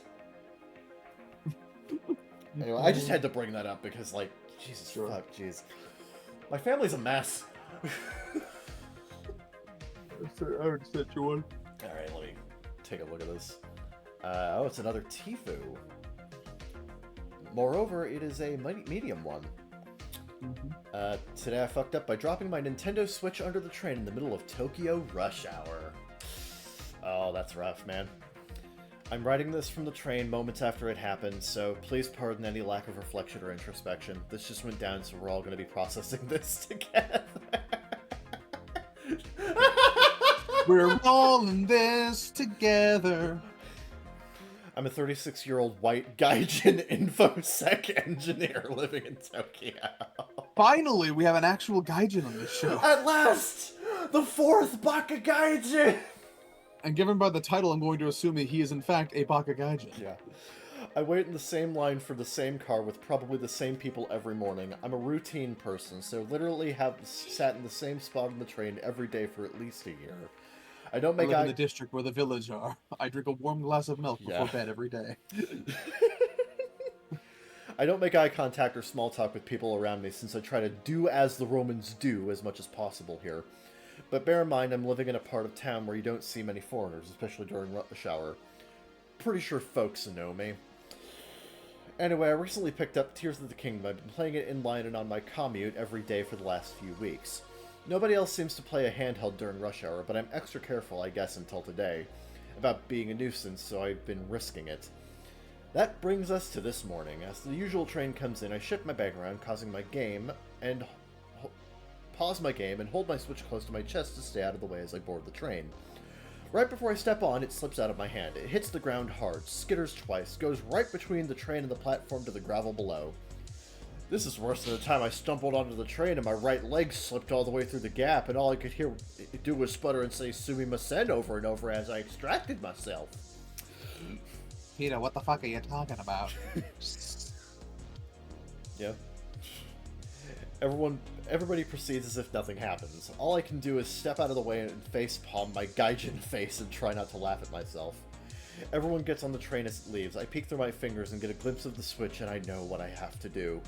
It only takes 5 minutes. I swear, the way Japanese station staff handle millions of people cramming into trains running like clockwork and dozens of trains streaming through the station every, I kid you not, 2 minutes is insane. And a full-grown adult Gaijin comes up and stutters through elementary school Japanese that they've dropped their toy onto the track. And then stands there in shame, waiting as a highly trained station attendant flies through with a 10-foot Nintendo Ultra hand to bend down between trains and extract my toy from the train below. What am I gonna do, guys? I'm never gonna be able to get on the train car again. It was bad enough to be playing video games sitting between salarymen and women on the train every morning. Now I'm the Gaijin who disrupted the clockwork and dropped a toy onto the tracks! Yes, I snuck a peek at my Nintendo Switch after they picked it up and before I slipped it in my bag. Looks like at least the screen protector is pretty cracked. Also, yes, I'm looking that an empty local train starts from my station every 10 minutes in the morning. I worked out which line to wait in for an extra 5 minutes in the morning so that I can get a seat on the train. I'm kind of a clockwork person, so I just always do the same thing every day on the schedule. And now my routine brain is freaking out over it as it realizes I can never return to my beloved routine again. TLDR, I take the same train in super crowded rush hour traffic with the same people every day. I'm a Gaijin who probably sticks out like a sore thumb. And today I embarrassed myself by dropping my favorite toy on the tracks in front of everyone. I really like that comment. Stuff like this happens all the time. This is why they could pick it up with the grabber thing so quickly. So many people drop phones from the platform onto the tracks. None of your fellow commuters are going to care you disturb them. The trains are constantly delayed during rush hour in Japan. People were probably thankful the delay wasn't due to a jumper. That's a very good point, yeah. So it was probably just like, the Gaijin dropped this thing. Oh well. 5 minutes won't kill us. Not unless we jump in front of this train. Right, I'm yeah. getting that Japanese urge to kill myself. Woo! Oh no, I'm a Japanese. I had a bad day. I think I'm gonna go kill myself. Nah, dude, he's way overthinking this. Yeah. This isn't even really a fuck up. It's just kind of a oopsie. Yeah. Don't fucking worry about it. Yeah. Relax, man. Relax. Chillax, bro. It's not a big deal. It's gonna be fine. It's gonna be fine, All man. gonna be fine. Yeah, It's gonna yeah. be fine. Not for the guy who's jumping in front of the train, but for everyone else, yeah, it's gonna be fine. Honestly, I'm shocked it's been this long since we've gotten a Tifa that's been, like, over-categorized simply because the person felt really, really bad. I understand what it's like to be in Japan and, like, make a minor infraction Yeah. and, like, feel extremely bad because you know that you're already fighting against an upward hill of judgment. Yeah, that is... Especially yeah. nowadays when, like, Gaijins are just not liked as much in Japan. Like, tourists have been causing a lot of problems recently, so I understand what it's like to, like, go there and be very, very self-conscious about everything you do, from your aptitude with their language to, like, every behavioral thing. But it's not that big a deal, because you're not considering them. They know you're a fucking foreigner. And unless you're going around fucking twerking on people on the train or some stupid shit or trying to film everything, they just be courteous. Just be basically courteous. Yeah. Well, the other thing is, it's just like, I If understand if you make a mistake, just apologize. Just bow and say "sumimasen." I understand from the outside looking in, they seem like a perfectly well-oiled, system that you are disrupting with your stupid Gaijin ways. But they're human too. They drop their phones. They're human too. You know? And they fuck up too.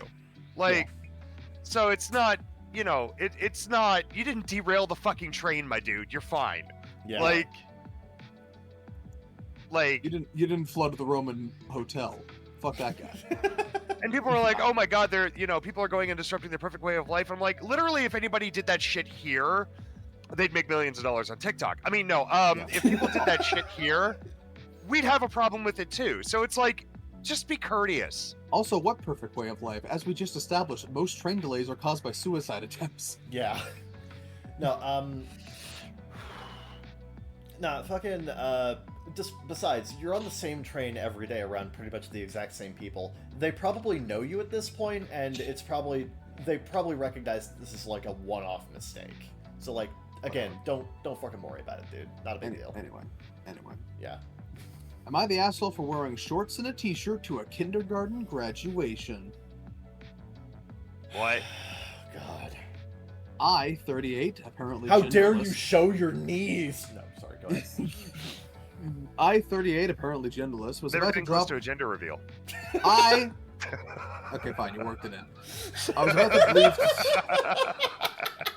I was about to leave to drop our daughter, 6, let's call her Betsy. Oh, so she gets a gender? Off at school for kindergarten graduation. Really more of a promotion ceremony, but It's they're calling it... incredibly important to inform your children of their gender.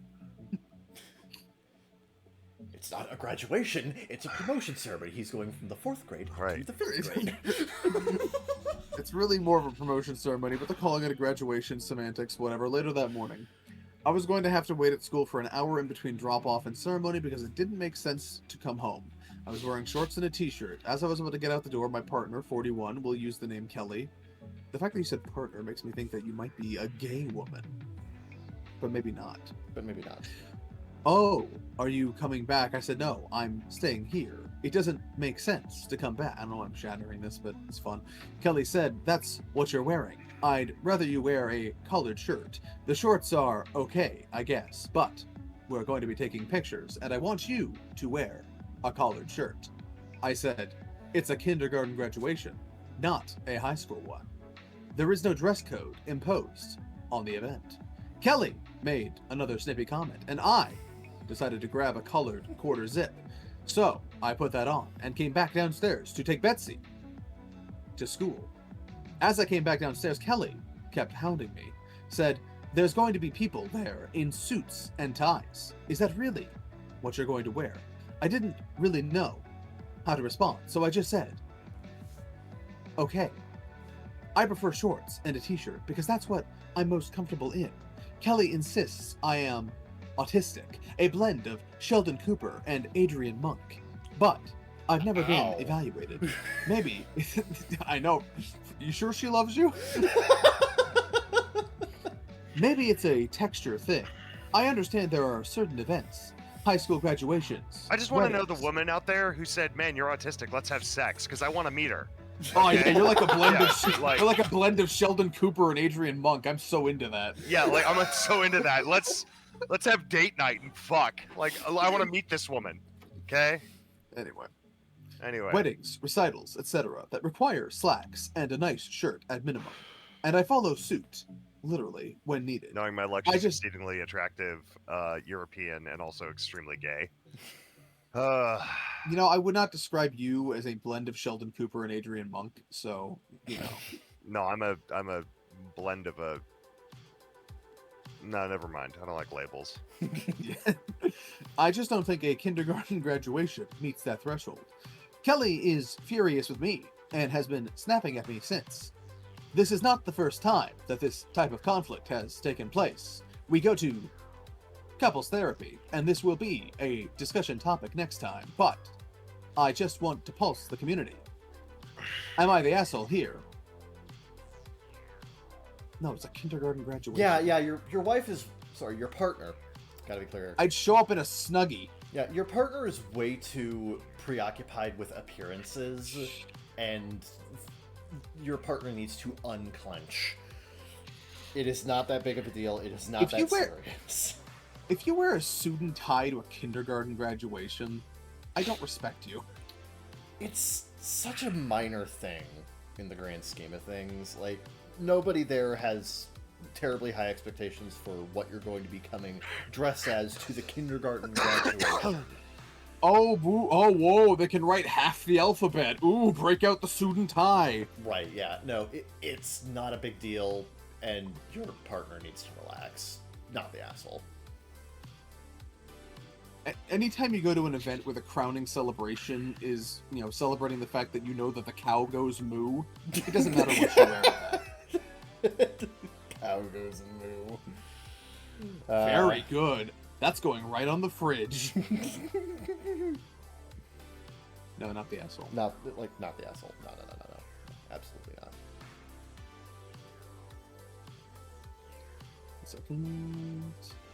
One second. One second. Okay. 1 second. There you go. Okay. Today I fucked up. Medium Tifu. I don't know why. It doesn't even matter how hard I try. God. It's all I know. Today I fucked up being afraid of a hand puppet based off our amputee neighbor, and then aggressively shaking his one remaining finger with both of my hands. What is this cartoon bullshit? Obligatory, this happened when I was a kid. Well, it didn't happen today, then, did it? Oh, really? I was really hoping this title would go with the guy. So anyway, I'm 35 years old. Okay.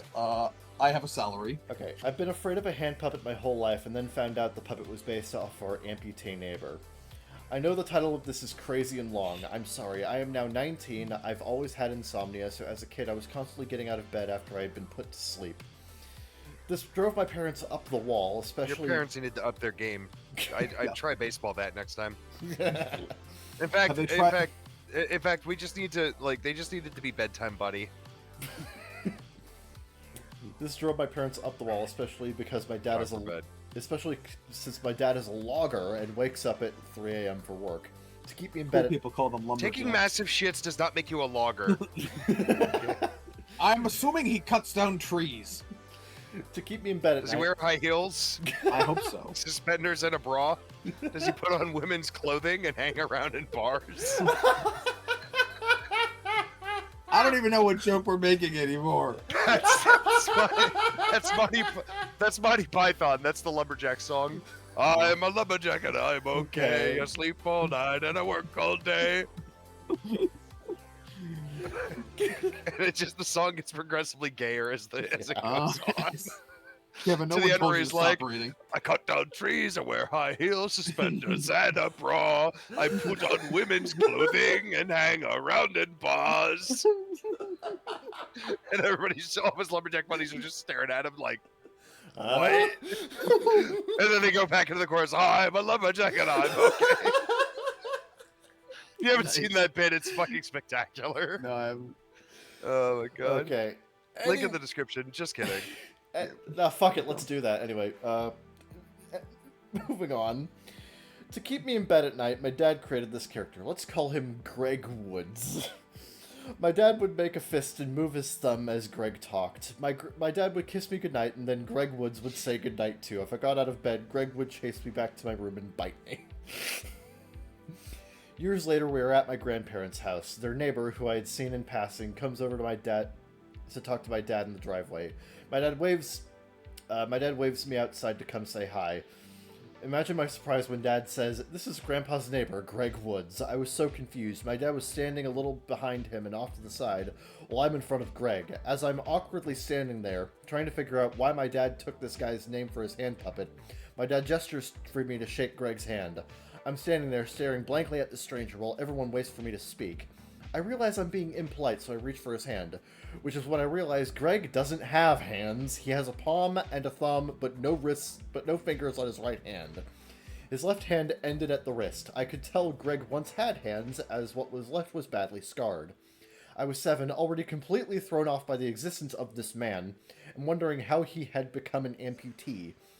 In a moment of panic, I reached out with both of my hands, clasped his thumb, and vigorously shook. Greg was a good sport and laughed at my nervousness, but probably wondered why I was looking at him like I had just seen a ghost. After Greg left, I asked my dad what happened to his hands. My dad tells me he is a Vietnam vet. All I can think is how fucked up it is that my dad has been using this poor veteran who suffered a traumatic injury to scare me into bed at night. That is awful, jeez. Then my dad goes on to say that days after Greg came home from Vietnam, he was building pipe bombs on the 4th of July with his buddies. He was fishing, as you do. You're thinking, what now? He was fishing with...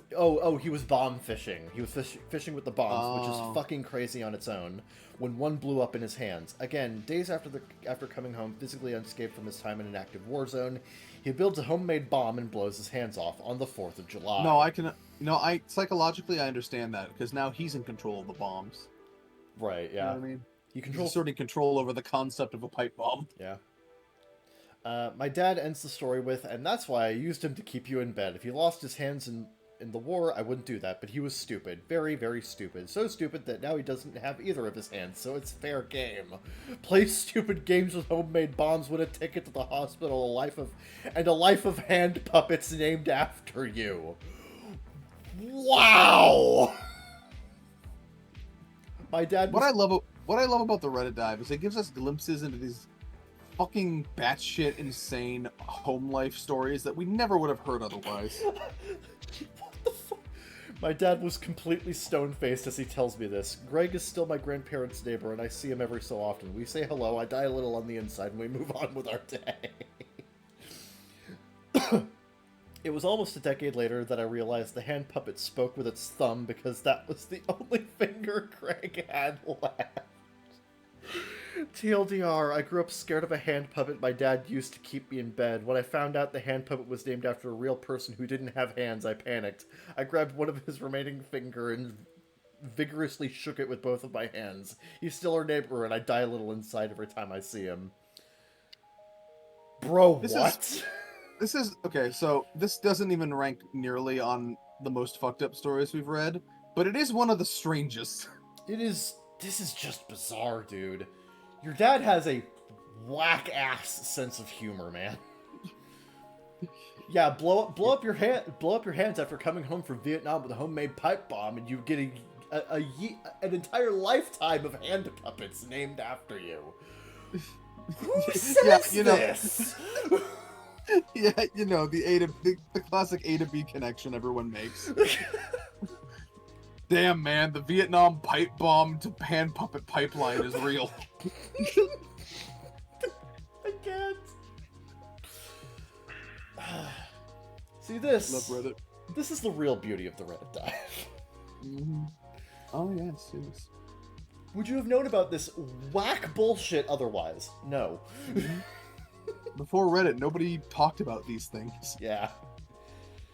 Yeah, no, we can just casually go on Reddit and be like, so, my dad terrorized me as a child with a hand puppet based off of a Vietnam War veteran who lost his hands from a pipe bomb. And people are just like, cool story, bro. Yeah. Oh, boy. It's amazing. Am I the asshole? Am I the asshole for refusing to help my girlfriend paint her house because she wants to keep all the labor costs her landlord is paying for? Let's find out. My girlfriend just rented this apartment in the city we don't currently live in. Oh. And her landlord is paying her and her roommate $1,000 to paint the inside of it, supplies included. Originally, we weren't sure if her roommate was going to do it, so I immediately offered to help and split the money with my girlfriend, which she agreed to. Turned out her roommate did want to help, so I figured I wasn't needed and didn't think any more of it. Yesterday, me and my girlfriend headed to the city, where we share a cheap apartment and call our studio. She dropped me off to do my thing when she went to her apartment to meet up with her roommate and her roommate's mom. This is where the issue begins. That evening, she texted me, asked me why I'm not helping her. At this time, I was busy making music at the studio. Oh. So I just tell her that. When she gets back to the studio a couple hours later, she's telling me about her day and everything and mentions how I ought to help her tomorrow. I don't say anything then, but I'm thinking, ain't no way unless you pay me or something. Of course, I would help if there was no money on the table, but in this situation, I think that asking me for free help when she's getting paid for labor is unfair. I didn't say anything that night, though. I just went to bed. The next morning, she asks if I'll come help, and I pretty much just said no. This made her pretty mad, and she was saying I should really help since I'm her boyfriend. She also said her roommate's mother is helping and she's not getting paid. I still don't think it's right, and I told her I wouldn't ask for half of her 500, but I think I should be getting paid for some of this labor if there's money allocated to it. And then, no, I don't. No, that ping, I don't need it. I then realized I don't even have the clothes to paint in. The argument went in circles, just like that for a minute or two, and then she stormed out to go back to her apartment. So then I text her, because I don't think she understands my perspective of the situation. I said she should have told me to bring some paint clothes if she wanted me to help. Also, I said it's pretty entitled to expect help for free when you're getting paid for so much labor. She said the money is for her rent. Well, that money could be for my rent too. And I said, he's paying you for labor, and you're asking me to do the labor, but keeping all the money. And she said, it's just called helping a friend. Again, I absolutely would help her if there was not money for labor involved, but since there is, I think it's pretty messed up that she wouldn't even consider paying me for the labor she's asking me to do. It just feels really unfair, and it's not what I would do in her place. But still, I feel bad because I do sort of think I should be there for her regardless. So am I the asshole? No. No. Like, no. Absolutely not. No. I ain't saying she a gold digger, but she's keeping $1,000 and expecting you to do all the work.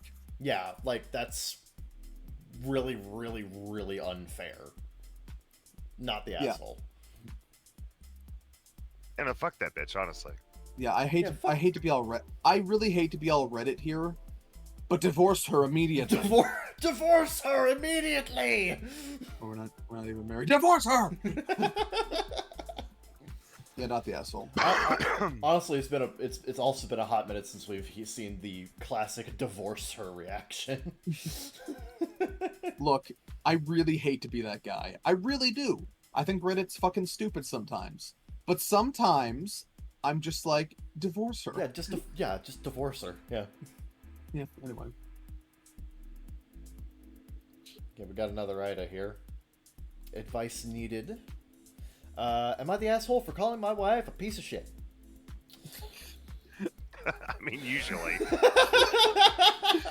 I could go for some context. Yeah. So this happened a few days ago. I, 40M, and my wife, 35F, are taking our two children, 8M and 12M, to McDonald's for dinner. We get the food and return home. Our children go to wash their hands before eating. I see my wife reaching her hand in our 8-year-old's Happy Meal box. I asked her what she's doing, and she said she just wanted a nugget. I told her not to because he only had 4 nuggets. Plus, we are both on a diet at the time. So what? You didn't even get him the 6-piece meal? Right. Yeah. He has a bad parent. Fucking cheap asses. Anyway. So I told her that, and she stops. I leave to wash my hands and help the kids open the new soap bottle because the old one ran out once I open it. I wash my... God, learn punctuation, you piece of ass! Am I the asshole for calling this Redditor a piece of shit? Yeah. I leave to wash my hands and help the kids open the new soap bottle. Okay, wash my hands, and then they start to wash. I walk back into the kitchen, and I see my wife licking her fingers. I look beside her, and I see my 8-year-old's Happy Meal torn apart, and all 4 of his chicken nuggets were gone. I asked her why... no! Okay, maybe you were justified. I asked her why she ate his nuggets, and she said that the salad she had wasn't enough, and that she couldn't resist her urges, and that she was hungry. And then I said that 4 chicken nuggets wouldn't affect her diet, and that's it. And she said 4 chicken nuggets wouldn't affect her diet. Then I yelled at her and said it's not about the diet, but that you ate our 8-year-old's fucking dinner. She said she still has fries and apple slices, and that he can share with his older brother. I yelled at her and said that she was a piece of shit for eating our 8-year-old's dinner. She ran off crying, saying that I'm a horrible husband. I don't see why I did wrong, but I want you to let me know. Am I the asshole? No! She ate your kid's dinner! It's fucking stupid! It's a piece of shit! Why don't you just get your own fucking nuggets? Yeah, get your own fucking nuggets! Jesus Christ! If you're gonna... Look, if you're gonna be on a fucking diet, you gotta freaking stick to it, alright? And if you're not gonna fucking stick to it, don't make it your kid's problem. I got a better idea. How about I be on a diet and I steal children's food and I make it everyone else's problem? Yeah, honestly, the entire time she's doing that, I'm just imagining her just, like, rubbing her stomach, being like, oh, I'm sorry, baby, I couldn't help myself, I just wanted some nuggies. Like, no! No, you ate your child's dinner, fuck you. No, absolutely not the asshole. That was a complete shit move on your wife's part. Mm-hmm. Yeah, not the asshole. Yeah, like, Jesus Christ, yeah. You are, however, a terrible writer. I got dizzy trying to parse that fucking paragraph. Yeah, dude, imagine having to read it. Yeah, I was looking at it. Yeah, no, that was really difficult to read. Read something that actually has proper punctuation this time. Yeah, hold on.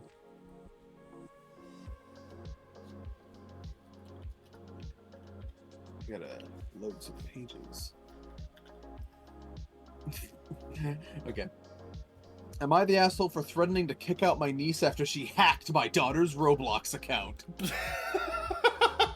Oh man.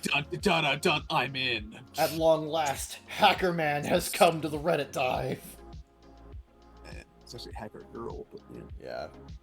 My 38F daughter 13F has been playing this game called Roblox. Yeah, I'm familiar. Since lockdown first started as a way of playing. I'm not. with What's her friends. Roblox? Let me Google that real quick. Oh God, my YouTube algorithm! Oh God! Oh, it's over! Oh God! It's ruined! Called Roblox since lockdown first started as a way of playing with her friends virtually as well as curing her boredom. She was obsessed with this Roblox game that's set in a school because she missed her friends so much and allowed her to stay connected with them. Her interest in video games has developed into an interest in technology. She's by far the top of her class, her IT class, 13, and they're starting them young these days, and has even started learning how to code in order to make her own game. This is heartwarming. I can't wait for it to get bad. My sister 34F and niece 10F have recently had to move in with us after my sister discovered that her husband was having an affair. They're staying at my house for the time being while she saves up money for a place of their own. My niece and daughter usually get along, and they both bond over their interest in Roblox. Last week, my daughter was completely distraught and crying nonstop. She said that she saw her cousin playing on a Roblox game and realized her cousin's avatar had a lot more items than usual. She decided to join her, only to realize her account had been hacked and she'd lost nearly every item she had in her favorite Roblox game. She lost 800... Hacking someone's fucking Roblox, Jesus. She lost 800,000 of the in-game currency. I don't know if that's a lot, but it sounds like a lot. That is a lot, actually, yeah. Oh, you know, what's the conversion rate on Roblox? I mean, Roblox? considering the average, person who plays Roblox is 9 years old and VTubers, that's a lot of money. Yeah. Yeah. Anyway, I'm just going to assume 800,000 is a lot. Nearly her entire inventory, which she claimed was worth over 5 million of the in-game currency. She had spent the last 4 years saving up for those items, and everything was gone just like that. Yeah, one US dollar is roughly worth 80 Robux. What? Oh. That's like hundreds of dollars down the drain. My daughter began accusing my niece of hacking her account. My niece denied it at first, but quickly broke under pressure and admitted everything. The previous day, they'd been playing the game together when I called them down to dinner. My niece has only been playing for a few months, and I suppose she would be considered a noob. I love how this is written. She begged my daughter to give her some of her items, and when my daughter refused, saying she should earn the items by herself. When my daughter came down, my niece decided to stay behind for a minute and transfer all of my daughter's items onto her account. That's not hacking. That's barely that's barely hacking. Yeah. You're a phony. You're a great big phony. You know, when I read that earlier paragraph, I was just like, how the fuck is this 10-year-old hacking? And now I realize, no. It's lazy fucking quote-unquote hacking. Anyway, well, my daughter... Okay. I tried to mediate the situation, but my sister is refusing to cooperate. She told me, it's only a game. It's not like my daughter spent real money on it. I attempted to explain just how much this game means to my daughter, to which my sister said that my daughter should count herself lucky that her biggest problem is a bunch of pixels on a screen. Oh no. Oh no. She, wouldn't get it. No. She said my daughter was a teenager now and was too old to be acting this immature over a game. My niece refuses to give my niece her stuff back. My niece refuses to give, says my niece, but I'm assuming they mean my daughter, her stuff back, and says it's unfair that my daughter gets to have everything she wants both in real life and online. I told my sister, she earned that! She earned it! That's hers! She earned that! I don't even mean that in a fucking, like, defending billionaires way. I mean, she literally played a video game and earned the items. Yeah, 4 years worth of work just gone now. I told my sister and niece that both of them were acting like ungrateful brats considering how I was letting them stay in my home rent-free. Today I gave her an ultimatum. If my niece does not return everything she hacked from my daughter, they would both have 1 week to leave. I told her I refuse to let anyone disrespect my daughter under my roof. Am I the asshole? No, you're a great mother. You see the worth Everyone that this deserves- is. You see what this is worth to them, and you Everyone took deserves action. a mother as great as you. Right? Yeah. honestly. No. No, justified. No, not the asshole. You're an American hero!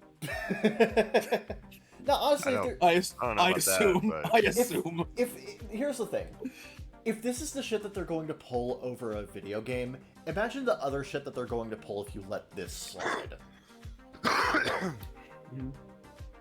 This is not going to be the only altercation. You're putting your Okay, foot down, and you're yep. making a stand against this bullcrap. Good on Yeah. you. I'm gonna read the top comment because it's a similar sentiment, not the asshole. I'm getting so tired of people telling other people that they're too old to love the things they love. Let people enjoy the things they want to and enjoy life. It does not matter if your daughter is too old for the game or if she didn't spend any real money on the items. What matters is that your niece stole from your daughter and your sister wants to give her no repercussions for this action. How much longer until your niece decides that it's not fair that your daughter has something else she doesn't have and takes it from you, or that you have something that she doesn't and takes that? Theft is theft, and if your sister doesn't put a stop to it now, this starts a slippery slope, especially since your niece has seen that she has her mother's approval to do this. Yes, your niece might have been given a raw deal, but that's no excuse to steal, especially from someone who not only has nothing to do with why she's in this bad situation, but whom was sharing her home to try to help her out. Both your niece and your sister have taken your hospitality and broken your trust. Yep. I completely agree. I like how the comment under that is like, actually, real money isn't real either. We just decided it is. I'm like, okay, you're right, but slow down. Yeah, slow down. That's a bit too like high concept for what we're talking about here. Anyway. No, super not the asshole. If anything, fucking good on you. No. I'm gonna christen this with an upvote. Indeed. Very You're much right. deserved and worth it. You keep doing what you're doing.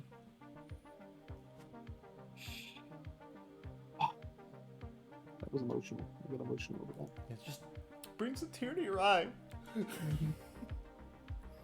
God, I wish my mother understood the importance of video games that down. I wish everyone could have that. Anyway, this one looks stupid. Read this one. This one looks stupid. Here, Kevin. Well, they go back and forth. Oh my god. Oh my god. Am I the asshole for not forcing my child to eat blueberries? No, strap them to the blueberry force eating machine. Oh! Today, I'm just imagining a conveyor slide of blueberries just right Just into the child's mouth. Yeah. Today, my wife gave our 11-year-old son some blueberries. My son said he'd rather not. How dare she? Send her to the concentration camp. My son said he'd rather not eat them because he doesn't really like blueberries. My wife replied, "But these are really good." So my son hesitantly tried one blueberry and replied, "Thanks, but I still don't like them and I'd rather not eat the rest." I thought that was the end of it and went to the store to get groceries for dinner. Honestly, It's never the end of it. Not with those blueberry lovers. yeah. When I came back, my son was crying at the table because he was forced to eat the remaining 3 blueberries. I asked my wife, "Why is he crying?" And she explained that he had to eat the blueberries because it is healthy. Okay, yeah, but why are you holding a gun to his head? Right, exactly, yeah. Thinking it was... Is that loaded? Why do you have that? What's Right. going on here? Thinking- What is this weird blueberry cult you're a part of? Oh God! Thinking it was just about eating a piece of fruit, I told my son that he didn't have to eat the blueberries, but he did have Actually, to... it's 3 pieces of fruit. Yeah. Sorry, it's fine. But he did have to eat another piece of fruit instead, like an apple or 3 strawberries or something similar. My son immediately agreed, spat out Could the blue- those 3 strawberries be in a bucket, perhaps?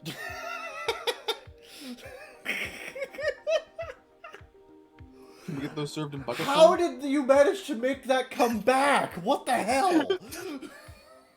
God. Believe in magic. In a Reddit dive. My son immediately agreed, spat out the blueberries in the garbage can and started eating an apple. This much to my wife's dismay. She said I overruled her authority and that my son will never learn to eat healthy. He's eating an apple! That keeps the doctors away. My reply was that it's not okay to force a child or any other person to eat something they don't like, especially after they tasted it. Yeah, you're... Oh my god. Forcing someone to eat something they don't like is a great way to make sure they never eat it again. Right, exactly. This is literally just creating, like, eating Animosity. disorder. Like, yeah, and eating disorders and shit. Anyway, how would she feel if I forced her to eat something she doesn't like? Why is it okay for her to not eat certain foods, but not for our son? He likes enough vegetables and fruit in order to get a balanced diet, so I think we should... I mean, I have thoughts about this, Right, but yeah. go ahead. Shut up! He likes enough fruits and vegetables in order to gain a balanced diet. Why is that not good enough for you? So I think we should meet him halfway and not focus on forcing him to eat stuff we know he doesn't like, and he's not really a fussy eater, so we have plenty of healthy stuff to choose from. The situation just escalated, and at one point my son even said, I'll just eat the blueberries in an attempt to de-escalate our argument, after which he took 3 blueberries from the fridge and swallowed them almost whole just to get it over with. Poor kid. Interesting. Sadly for him, it didn't really work because we were already too far into the argument, although I did thank him afterwards for trying and apologize for not being able to let it slide. Am I the asshole because I didn't force my son to eat the blueberries and allowed him to take another piece of fruit he does like? Okay, so he tried the blueberries, he didn't like them, and he went to a different piece of fruit, another healthy alternative that he does like. There shouldn't really be an issue here. Your wife created an issue that shouldn't exist. Mm-hmm. Like, that's kind of cut and dry here. Correct.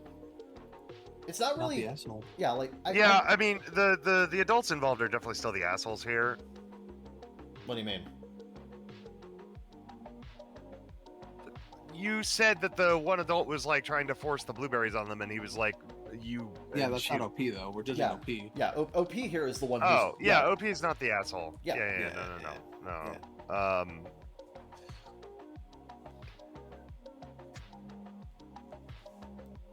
Don't force children to eat things. It doesn't work. Yeah, and like, again, the kid gave it a try and said, yeah, I don't really like that. Can I eat something else? No, I think the better thing is to provide them the opportunity to try things. Yeah. My only worry is that as they grow into adulthood, I knew a friend who I have an acquaintance that I knew. I haven't spoken to him in years, but he's 35 and he's diabetic. Yeah. And it's diabetic that he earned from his diet. Because his parents took the whole, let's not force him to eat anything he doesn't want to eat approach, and literally his entire diet is pizza, chocolate, and chicken nuggets. Oh, yeah, you told me about this. His entire diet is those 3 things, and he killed himself. Yeah. Or he's killing himself. From the other perspective, there's plenty of research to back up that forcing kids to eat things only causes eating disorders and other problems. Yeah, sure. You provide them the opportunities to eat things, and if they're refusing to eat anything else, for their sake and for their own health, you should try to aggressively encourage that they try some things. Yeah, but like in this case, yeah, you're right. If he eats a balanced diet, then he's open-minded enough that he's going to be taking care of himself with his diet, then that's fine. Right. Yeah. And like so he's already past that hurdle. But if you've got one of those kids who refuses to eat anything except chicken nuggets, it's time for a fucking intervention because they're going to kill themselves. Yeah, but like what you said, and you do have a responsibility as a parent to stop that. But like what you said is kind of the key word here: encourage. This isn't encouragement. This is literally just forcing your kid to do something he doesn't want to do. Well, sometimes kids do things that are stupid. Yeah, but like in this case... And it's up to us to encourage them to do better things. Right, but in this case, it was unnecessary. In some cases, it absolutely is. Yeah, but we're not talking about those other cases. Yeah. Well, no, but you're trying to make... Zeke was trying to make a blanket statement, and I'm like, no, if your kid is consuming stuff that's going to get him killed, you should stop him. You wouldn't let him ingest poison. Yeah, that's not the situation. You wouldn't let him drink alcohol. Yeah. I wouldn't let him drink antifreeze. You know. Yeah. You shouldn't let them drink alcohol either. Sure.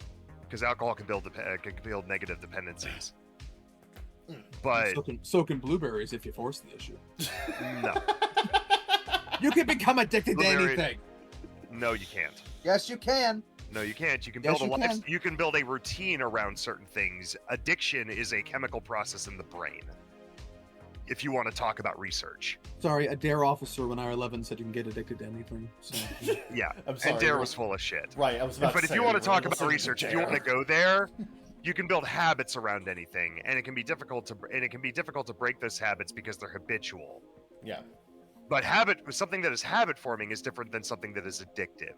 Smoking is not a habit forming thing; it is an addiction thing. it must be really frustrating to argue with me because you never know when I'm serious or not. No, It's a little weird. no, you can't. You don't get to. sometimes. No. Well, Anyway, I not just the assume asshole. everybody's serious all the time. I have this awkward character flaw where I assume people are being serious and genuine. Yeah, Right. honestly, you're kind of the asshole for that. How I'm sure dare Reddit would you. agree.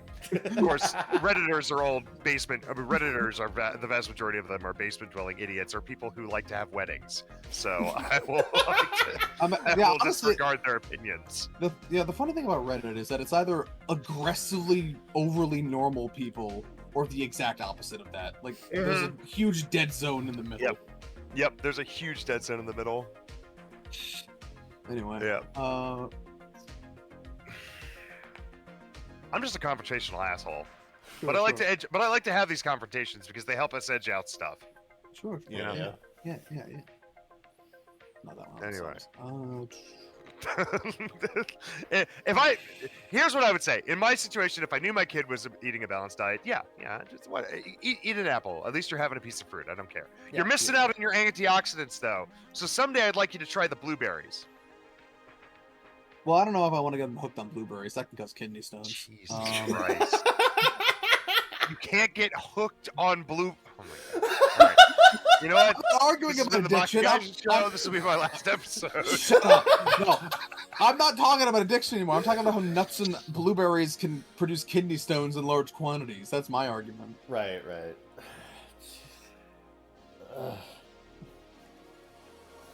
Let's see here. Banana sucks too. How did I say that one? That was poopy. Maybe if I can find a better one. No, that didn't. Oh, here's that. Oh, man, there's that photo of the Phylacean again. Well, supposed photo of the Phylacean again. Yeah. The alleged photo.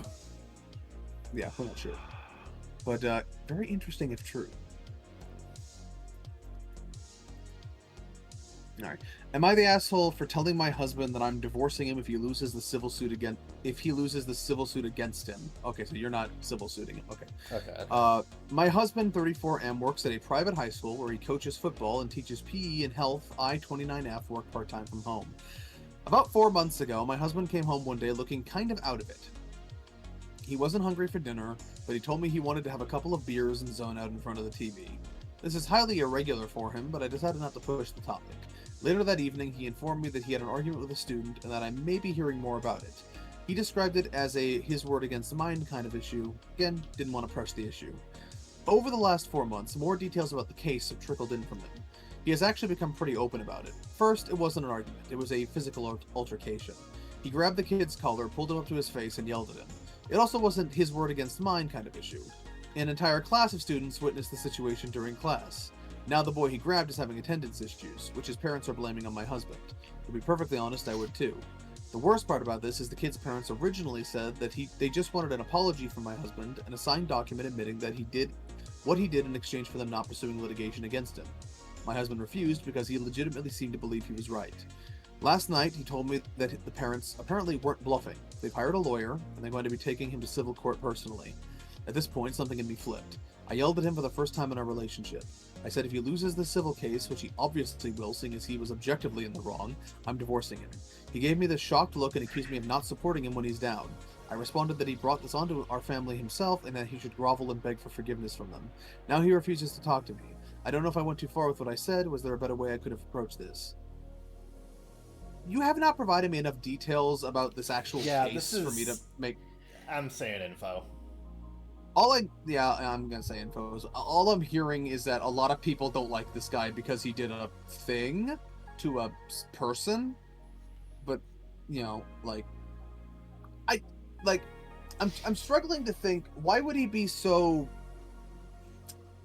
what would make him do this, and why would he be so, why would he not apologize if you get him out of legal trouble? Yeah, why is he adamant that he is in the right here? I'm very curious. I feel like even if he is secretly wrong, there's got to be a reason he thinks he's right here, right? Right, yeah, Yeah, we need to just details out, and they are not provided, so, let's see. Yeah, okay, I'm going to scroll down and see if they provided any details in the comments. Top comment, also info. What is the administration saying? Why does he think he's correct? Does he have a history of physical violence? Hold on. Somewhere she said, I understand the sentiment, but you have to understand the high school boy who appears to be much larger than my husband was antagonizing him for months leading up to it. I think the reason why he hasn't been fired is the boy is basically pissed off every single member of the faculty and everyone in all his classes at some point, and even sexually harassed a female student pretty severely. She left out this key information from the main post. This kid has a history, and the school has done nothing about him. It's why her husband is still working, because the school's lawyers told them they screwed up not addressing this kid's past actions. Okay. Well, then why are you... If you know this... Yeah, okay, so that actually changes things quite significantly. If you know all of this shit... Hold on, somebody summed it up here. You were the asshole. In your comments below, you state that 1, your husband does not have a history of being physically violent. 2, the kid who grabbed him is a high schooler who's bigger and stronger than him.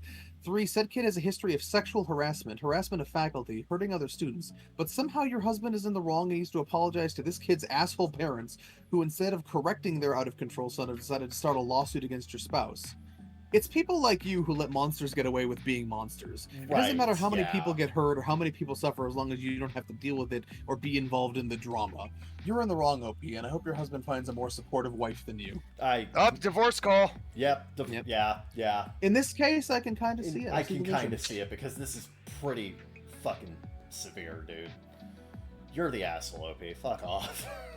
I understand maybe being skeptical at first, but if you know all of this, right? Yeah, the context is clearly on your husband's side here. Yeah, like this is an out-of-control kid who is bigger than everyone else that the faculty has frequently decided not to do anything about because the kid's just too much of a problem to deal with, and now because the kid's finally gotten into an altercation with your husband, now there's legal trouble because the parents aren't doing anything about it either. So like, no, fuck. Be supportive of your husband about this, because he is clearly actually in the right here. Yeah. Like, he was at the very least justified. Like, come on. No. OP's the asshole. Yeah. I fucking love these I love these posts that are just like, am I the asshole? And then in the comments, it doesn't necessarily seem like it from the post, but then you go in deeper in the comments and they just unveil layers of assholery hitherto unseen. Yeah, they just freaking unpack all of it, and it's like, oh, why do you think you're in the right? Yeah. Crazy. Divorcer. Anyway. Yeah. Maybe you two should get a divorce, but not because of you, but not because of him. It's because of you. Yeah. Anyway, I think it's time for the lightning round. Yeah, lightning round. Get it all. It's time for the lightning round, where we go to our unpopular opinion, find some unpopular opinions that may be popular, maybe not popular, we may agree, we may not agree. It's time for us to do that now. Oh, yeah. Stupid. Unpopular opinion: if people only spoke 1/3 as much as they do, they'd be better off. If people would talk less, they'd be better off. Dogs go through their whole life not saying a word, and they're generally loved as much, or more than people are. Take it from them. Shut up most of the time if you're about to say something. This post was originally 3 times longer than it is, but I deleted 2/3 of it. Oh, damn, he really got us there. Oh, don't make me snap my fingers in a Z. I don't know about 1/3 or any specific measurement, but sometimes it is not our turn to talk. Yeah, occasionally, yeah. A lot of people could do with a lot of shutting up. Yeah. I will say people feel the need to chime in on every fucking thing. Yeah, the biggest issue, the biggest issue, I think we've talked about this in private before, is just there are a lot of people who try and speak authoritatively on things that they don't actually have an authoritative stance on, or an authoritative, like, opinion on. And that causes more problems than it helps. So, like, broadly speaking, I do agree, like, in a general sense. Like, I think OP has a point. Yeah. Yeah. Anyway. I got nothing. Fuck that guy. Unpopular opinion: old video games weren't harder; they were just more tedious. No, they were both actually. There were both. Frequently both. So a lot of older video games would artificially pad their length also by having an insane difficulty curve and forcing you to like do things over and over again. A lot of trial and error. Yeah. Yeah, there was a lot of trial and error involved. They were also very obtuse and often didn't like if you didn't have the manual with an older game, it would often have mechanics that were just entirely unexplained by the game. Now every game has like some interactive tutorial. Yeah. Back then, like it was like you got to know which button to jump with Mario, man. Yeah. I mean, to be fair, there's only 2 fucking buttons on the controller, but other harder, more difficult things to figure out. Yeah. yeah, and also and more difficult things to work out. So like a lot of it was trial and error, but a lot of it was also just like insane difficulty curves. Obtuse design. Obtuse design in order to pad the length of. Well, also these two factors. Relatively shorter games. Yeah, these two factors also go hand in hand. A lot of the times, the reason why a game is tedious is because it's hard and because it's unforgiving if you fuck up. Something like if Ninja Gaiden had better checkpoints, it wouldn't be as tedious. But because it doesn't, and the fact it's so hard, it becomes tedious because it's hard, and also you have to do all that shit all over again when you die. Yeah. So, they go hand in hand a lot of the time. Anyway. Yeah. You're wrong, OP. Suck a dick. Yeah. Unpopular opinion: wine mom culture is worse than weed guy culture. Agreed. Disagree. Oh. Damn, that's funny. That's funny. I'm gonna lean back. You two just hash that out. Okay, I'm curious to know what his opinion on that is actually. So like I don't know, like because one is entirely like I don't understand what's wrong with like wine mom culture. They sit at home, they watch NCIS, they drink wine. Right? Right. That's the culture. Right. Also, there is no culture. There are a bunch of individual moms that sit at home and drink wine. Okay, what I'm getting from There's this no is culture. one of these things you have to deal with and the other you don't, so the one you don't doesn't seem as bad. I understand. Well, I don't understand what's wrong with women watching TV while enjoying wine. I don't think you have a full understanding of wine mom culture. And to be fair, I don't think I do either, but I know it's out there. Right. What is the assumption? Hmm. I'm just asking because I don't know. This one's bad. I don't want to go into this one. Yeah, info. No, there's no info on. That's not how this works. I'm just saying it would require too long of a history lesson. Yeah. This is lightning round. This is not history lesson hour. Yeah. It's like a whole thing. Unpopular opinion: lying is so very necessary. Yes, it is. Yeah. I'll just leave you to chew on that. Yeah. Anyway. Are you lying? Unpopular opinion: Microsoft Edge is my favorite internet browser. Nice try, Mr. Gates. Nice try, Microsoft. Ain't gonna get me that easy. Swiper, no swiping. Yeah, no, Opera GX for life. None of that up. My mouth's getting dry. Unpopular opinion: Arby's isn't bad. I agree. It's pretty good. I think you just gotta avoid the thing they're most known for, which is their roast beef. Yeah, the roast beef at Arby's is not terribly good, but a lot of their other shit's actually pretty solid. Yeah, it's really funny because they brand themselves around the roast beef, and the roast beef is easily the worst thing they have. Right. They don't brand themselves around that anymore. Oh. I mean, it's an option. It's their mainstay and it's their option, but like, okay. Well, their whole slogan and identity these days is "We have the meats." It's their entire meat selection. It's the roast beef, it's the brisket, it's the chicken salad, it's the lamb gyros, it's all of it. Yeah, I think a lot of their bad reputation just comes from the roast beef in particular, but everything the old roast beef was shitty. It came in bags, it was warmed up in the microwave, and yeah, it was pretty bad. But all fast food was awful during the 1990s, dude. McDonald's Yeah. hamburgers were so inundated with preservatives that they would literally make people with a mild allergy to them sick. But they Like, did they make were- the fries with beef tallow back then. Yeah, That but is true. so like all the fast food during the 90s and early 2000s was fucking awful. And then again, people's standard of fast food went way up, and or food in general just went way up. And now their roast beef is actually roast beef. It doesn't come in a bag. That's good. But the sandwich And is all their also other now meats are $15, so I mean, their brisket sandwich is like $8. I think that's the most expensive sandwich they have there. I don't know. But I only get it's I only also get orange slow cakes. cooked brisket, so yeah. Every time I go there, I basically always get the crispy chicken Swiss bacon sandwich with curly That one's fries. really good. Oh yeah, that's Yeah, That I one love- is really good. I love yeah. their brisket sandwich. If I'm feeling like I'm willing to spend $15 on a meal, I will get or 12 or $13 on a meal. I will go get a brisket sandwich meal because it's fantastic. I think they have. Yeah, they might be the only place that has discovered the underrated combo of Swiss and bacon. Yeah. Well, for more than just a hey, we're doing this for 2 weeks special kind That's of thing. true. And Yeah, it's a yeah. mainstay. Arby's is also the other one. Do you remember a couple years ago? I think it was like 5 years ago. They did a thing where they apparently were stockpiling venison for like 6 months, Yeah. and then they had a thing where you could go purchase a $5 venison sandwich. at Oh Arby's. yeah. Yeah, I went. It was limit 2 per customer. I bought 6. I went to 3 different Arby's. Fucking nice. I fucking Oh. love venison. I know. Honestly, But yeah, I no, also their know- whole slogan, their whole brand identity now is over their entire swath of meats. They embrace the Yeah. meats.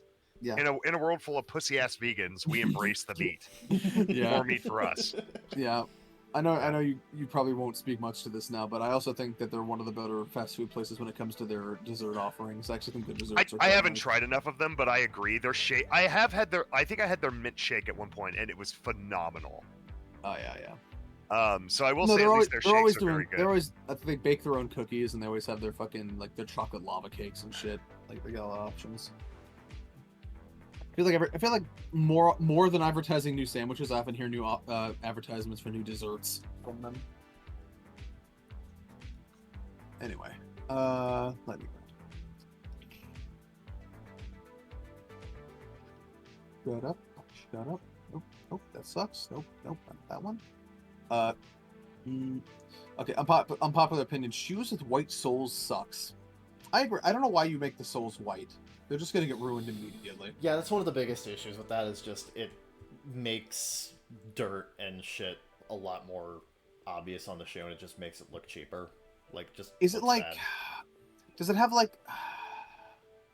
All I can think is that it must have like a sort of like pre-ripped jeans appeal, where people buy shoes with white soles, like tennis shoes and stuff, for the rugged look they get when they get when you walk in them at all. Maybe You know what I mean? potentially.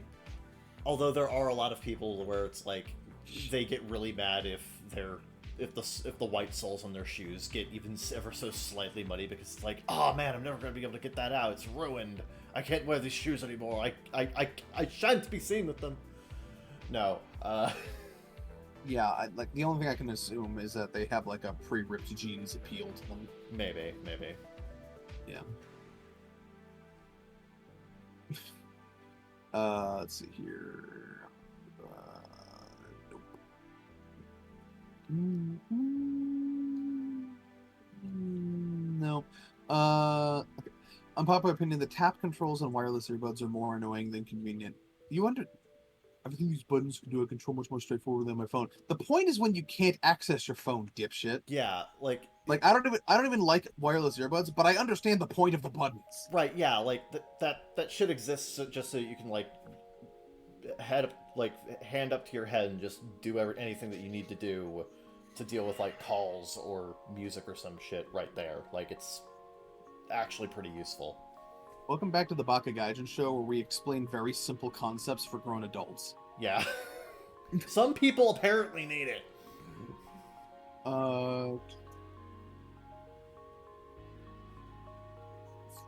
Unpopular opinion: the age of adulthood should be raised to 20 or 21. Let's face it, no one is an adult at 18. I got news flash for you: no one is an adult ever.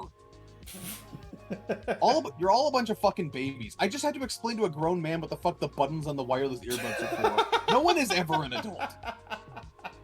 People go to Reddit for answers. I just want to emphasize that real I'm quick. so sick of this fucking... People go to Reddit for answers, and this is the average Redditor experience. What are the buttons on earbuds for? Yeah, grown adult. I know I'm not supposed to say this word on YouTube, so I'm sorry. Our millions of fans are not going to get us a dime from this one. Y'all are retarded.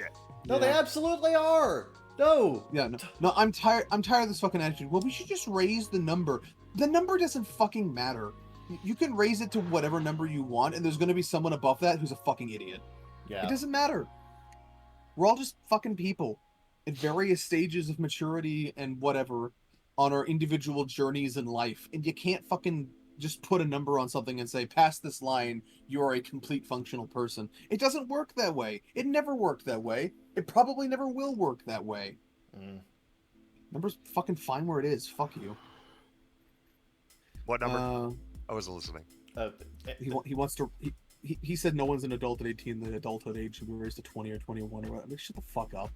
Yeah. Like... I think... Yeah, that's a difficult one. I don't start considering... It's all in behavior. I've known 16, 17-year-olds that were more mature than 35-year-olds. Mm-hmm. Yeah, that's what... You know, and age is not... Age is a very, very, very general assessment. Age can be used as a very general assessment for basic emotional maturity, but it's all different. You got to get to know the person. Yeah.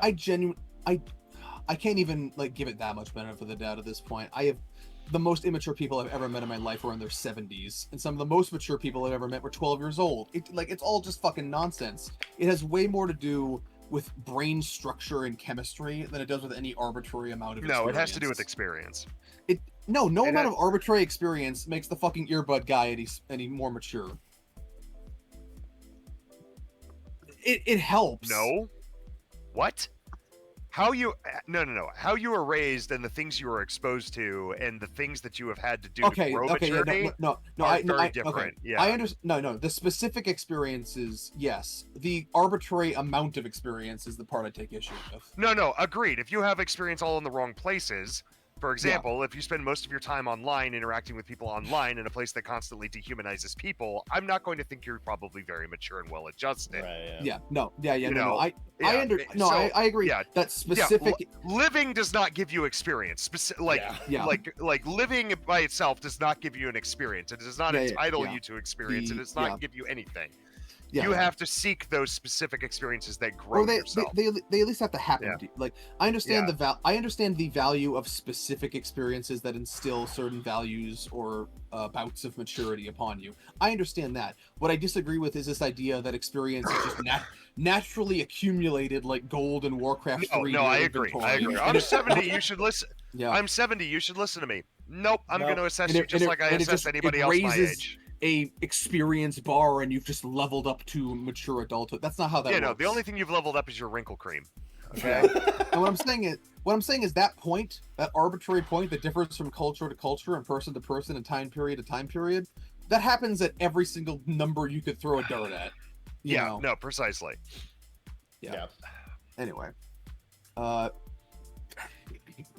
I love how we go on that very complicated tangent about that, and the next one I scroll down to is pepperoni pizza. Isn't that good? It's really not. I agree. It's really not. It's fine. It's basic. It's fine. It's a plate of brown, and if you have a glass of yellow with it, it can be good. You know, especially if you're really hungry or you're just done with a workout. I really want to assume he means mellow yellow, but yeah. No, I mean like beer or something. You know. There's know. Nothing that if you haven't eaten all day after sweating in the garden, there's nothing better than there's nothing better than something greasy and satisfying and some soul food with or fried chicken or something. But I'm not going to sit here and pretend pepperoni pizza is anything other than basic bitch food. Sometimes that can be good. Oh yeah. Yeah. But there's so many better things you could do with pizza. But sometimes, like pineapple. Yeah, but sometimes grabbing shredded cheese out of the bag at 3 a.m. is good. So I mean, everything's good in the right sort of context. Yeah. Right. Best cheese sandwich I ever had was a piece of cheese between 2 pieces of white bread. American cheese, by the way. But that was because I hadn't eaten in 24 hours and I had spent the entire day working out in the hot sun, cutting thorn bushes off the side of a hill next to a lake. Yeah. in complete silence. So I was fucking hungry. So when I had that cheese sandwich, I was like, damn, this shit's fucking bomb. This shit Um, slaps. So all things in context, of course, but like, yeah, pepperoni pizza on if somebody's like, we should order pizza for the 4th time this week, let's get pepperoni. I'm like, nah, dog. Can we get something else? Yeah. I'll whip something up in the kitchen, dude. Like, yeah. Pepperoni pizza, kind of mid, hits the spot once in a while. That's my opinion, as the guy who cooks. I can more or less agree with that. Yeah. Yeah. I am the one who knocks. The people who refuse to try anything else on a pizza, though, again, going back to picky eaters, they drive me crazy. Oh, in that case, I gotta read this one. Oh, Unpopular opinion, tiramisu should be chocolate flavored. I always see videos of people making tiramisu and think, damn, that looks so good, only to remember it's all coffee and not actually something nice like hot chocolate. I feel like tiramisu was chocolate instead of coffee would be so much better. I agree. This guy's yeet skeet side, I'm on your side. I'm on the yeet skeet side. Yeah, tiramisu always looks so good until you remember it's made of coffee. I mean, it's like, oh. I mean, I fucking Coffee love. can be good. Yeah, I fucking No. love coffee, so I love Coffee tiramisu. flavor can be good. So I don't want to. I also enjoy tiramisu. No. Well, at the You- very you least, can we have it. agree. Yeah, I will. Thank can- you. Yeah, you can. Yeah, if we ever all get served More you tiramisu got- for us. Yeah, I was gonna say if we Enjoy ever, wishing for something that'll never happen. if you all, if we all get served tiramisu at the same time, you guys can split mine. It's fine. Eat the tiramisu eaters. You're a grown ass adult. Eat the fucking crust. Yep. You guys can have my tiramisu. I honestly, I should. still don't eat the crust on pizza. Fuck that Look, crust. Unless any it's stuffed excuse crust. to not eat the dessert is probably good for my diet at this point. So Well, you guys can. yeah. That's also true. If I'm gonna eat dessert, I want it to be desserts I actually like. I guess that's fair enough. Yeah. Eat my fucking tiramisu. Why is it still? Okay, I'll eat the tiramisu. Damn. Yeah, Mind if I don't do? see you eating it. Well, there's no tiramisu in front of me right now. Now is there? Oh no. He has a very specific form of cognitive dissonance where he can't recognize tiramisu in front of him. Oh. It's like that You really hate to see fucked up case. Like that really fucked up case we read about the guy who only sees faces as stretched, like demonic faces. Oh yeah, Remember that yeah. Yeah, it's like that, except you can't. Your tiramisu is just invisible to you. It's crazy what the mind can do. Unpopular opinion: Baskin Robbins is way better than Cold Stone. Why you gotta make kings fight? Right. Why you gotta make kings fight? Right. Come on. Can't we? I all... haven't had enough Baskin Robbins to agree or disagree with that statement. I will say Cold Stone is very good, but I'm not going to say no if somebody says you want to go to Baskin Robbins. Yeah. Why you gotta make kings fight? Why can't we just all come together and have a nice big fucking ice cream orgy? Yeah, like Okay. sometimes you just want the flavors of Baskin Robbins. Other times you want the shit at Cold Stone. Like they're both good. I don't think there's a, in terms of like franchises, I don't think there's a bad ice cream place. Yeah, no, They're all like good. the problem with the thing with ice cream is that when it's bad, people really know it's bad and they won't go. Yeah, they don't So, like, last. Yeah. Yeah. So like you have to be good in order to, be competitive. Yeah.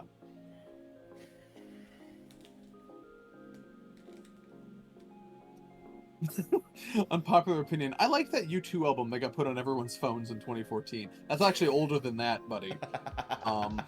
But you might want to relook at your history because that goes back further than that. But yeah, it's not a bad album. God, that just reminds me about how from I think I think like every copy of Windows XP up until I think Service Pack 2 included a copy of a song called like Humans Do on it. Like it's like there's just a freaking MP3 of that song on your computer for some fucking reason. Oh yeah, that one. Yeah. Just reminds me of that. Packets. Occasionally that song just pops into my head fully formed and I'm just like, why are you there? Yeah. Yeah. I agree. Oh. Oh. Unpopular opinion. Pirates of the Caribbean is a better trilogy than The Lord of the Rings. No. What? No. No. I don't think we need to expand on that. That's just Yeah, just no. Tell me you have no pile. Yeah, tell me you have no taste without telling me you have no taste. Unpopular It's better opinion: than Kellogg's Raisin Rice Krispie treats are way better than homemade ones. Do you know what the homemade No. ones are made with? No. First of all, there's no such thing as homemade Rice Krispies. Like, you're making them with the set. Like, Yeah. the fuck, it's the same fucking materials. Right. Yeah. But also, there's so much more shit you can do with Rice Krispie treats that you make at home, though. Because like, Yeah. nah, man. It's a canvas for your artistic whims. Yeah. Like it's so much better when you make it yourself. Come on. Be real. That's why they sell it in fuck off huge boxes, so you can just let's see you do better. Exactly. Yeah. Mhm. They literally give you even Kellogg's knows they can't compete with us. Yeah, they literally give you the recipe for it on the back of every fucking box of Rice Krispies. They've already admitted defeat. It's time you got off that hill. Exactly, yeah. Find a different hill to die on. One that makes sense. Look, Make it make sense. Look, the second that a 35-year-old mother in the 1950s figured out how to make it at home, Rice Krispies knew that they were done. Like, come on. They were cooked. Yeah. They're only available in stores as, like, a convenience. That's it. Yeah. Okay, so maybe you drinkers will get this one, but I don't. Okay. Unpopular opinion: the better the can, the worse the beer is.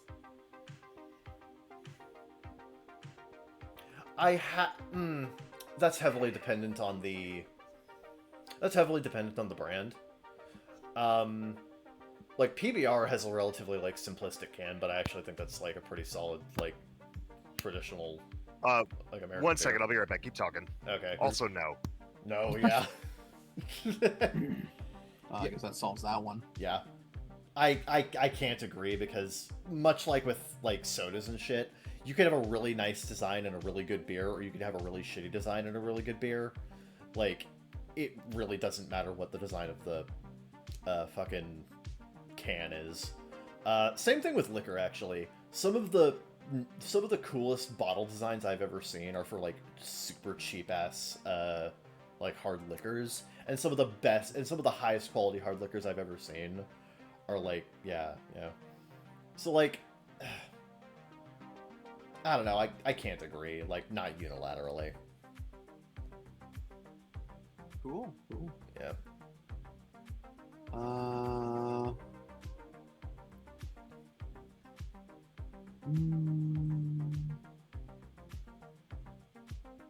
This guy also doesn't like Nirvana. Man, we got a lot of just Nirvana hate around here, don't we? Seems contentious. What? What? Unpopular opinion: if you're a woman who doesn't drink water, I automatically hate you. What the fuck? What? Okay. This is a fucking hot people who eat croissants are dangerous kind of post. What the fuck does this mean? To be fair, they got a point. Hot people who eat croissants are dangerous. What are they planning?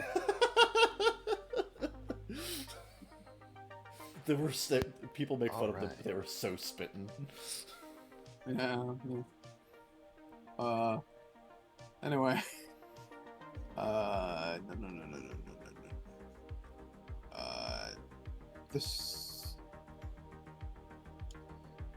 This all sucks. I think we're done here. Yeah, okay, that's fair. Yeah. Thank you for listening to the Bakagaijin If you want to be a part of the show, you can email us, I guess, at bakagaijinshow@gmail.com, or join our Discord server linked below.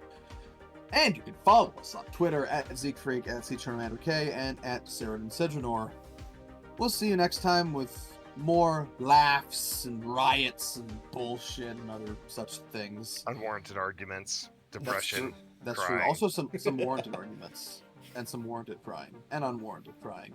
A lot of emotions, honestly. It's really a 4-quadrant show if you don't think about it at all. Rather Shakespearean. Yeah. Yep. Happy Rape Acceptance Month to all those who celebrate. And... Jesus Christ! Again, not endorsed. Yeah, that's not going to be the title. Happy Consensual Pride Month. There you go. There you go. Yeah. See, we always redeem ourselves at the end. We'll see you next time. Zeke freak out. Ciao for now. They tell me that I'm never gonna make it. They want me to do something that could make sense. They hate when I keep dreaming I'll be famous, but I don't give a fuck, I'ma keep chasing. I got all this potential that's deep inside of me, but they hate when you're successful cause they try to be. They sit there being judgmental because you're trying things, and they just want you to settle and do the right thing. So get a good job, don't slack off. Wake up every morning, make a good impression on your boss. Don't do anything that I wouldn't do, and when you're making money, make sure you don't spend it too soon. Fuck that, I'll do what I wanna do. I got a different path from everyone, and that includes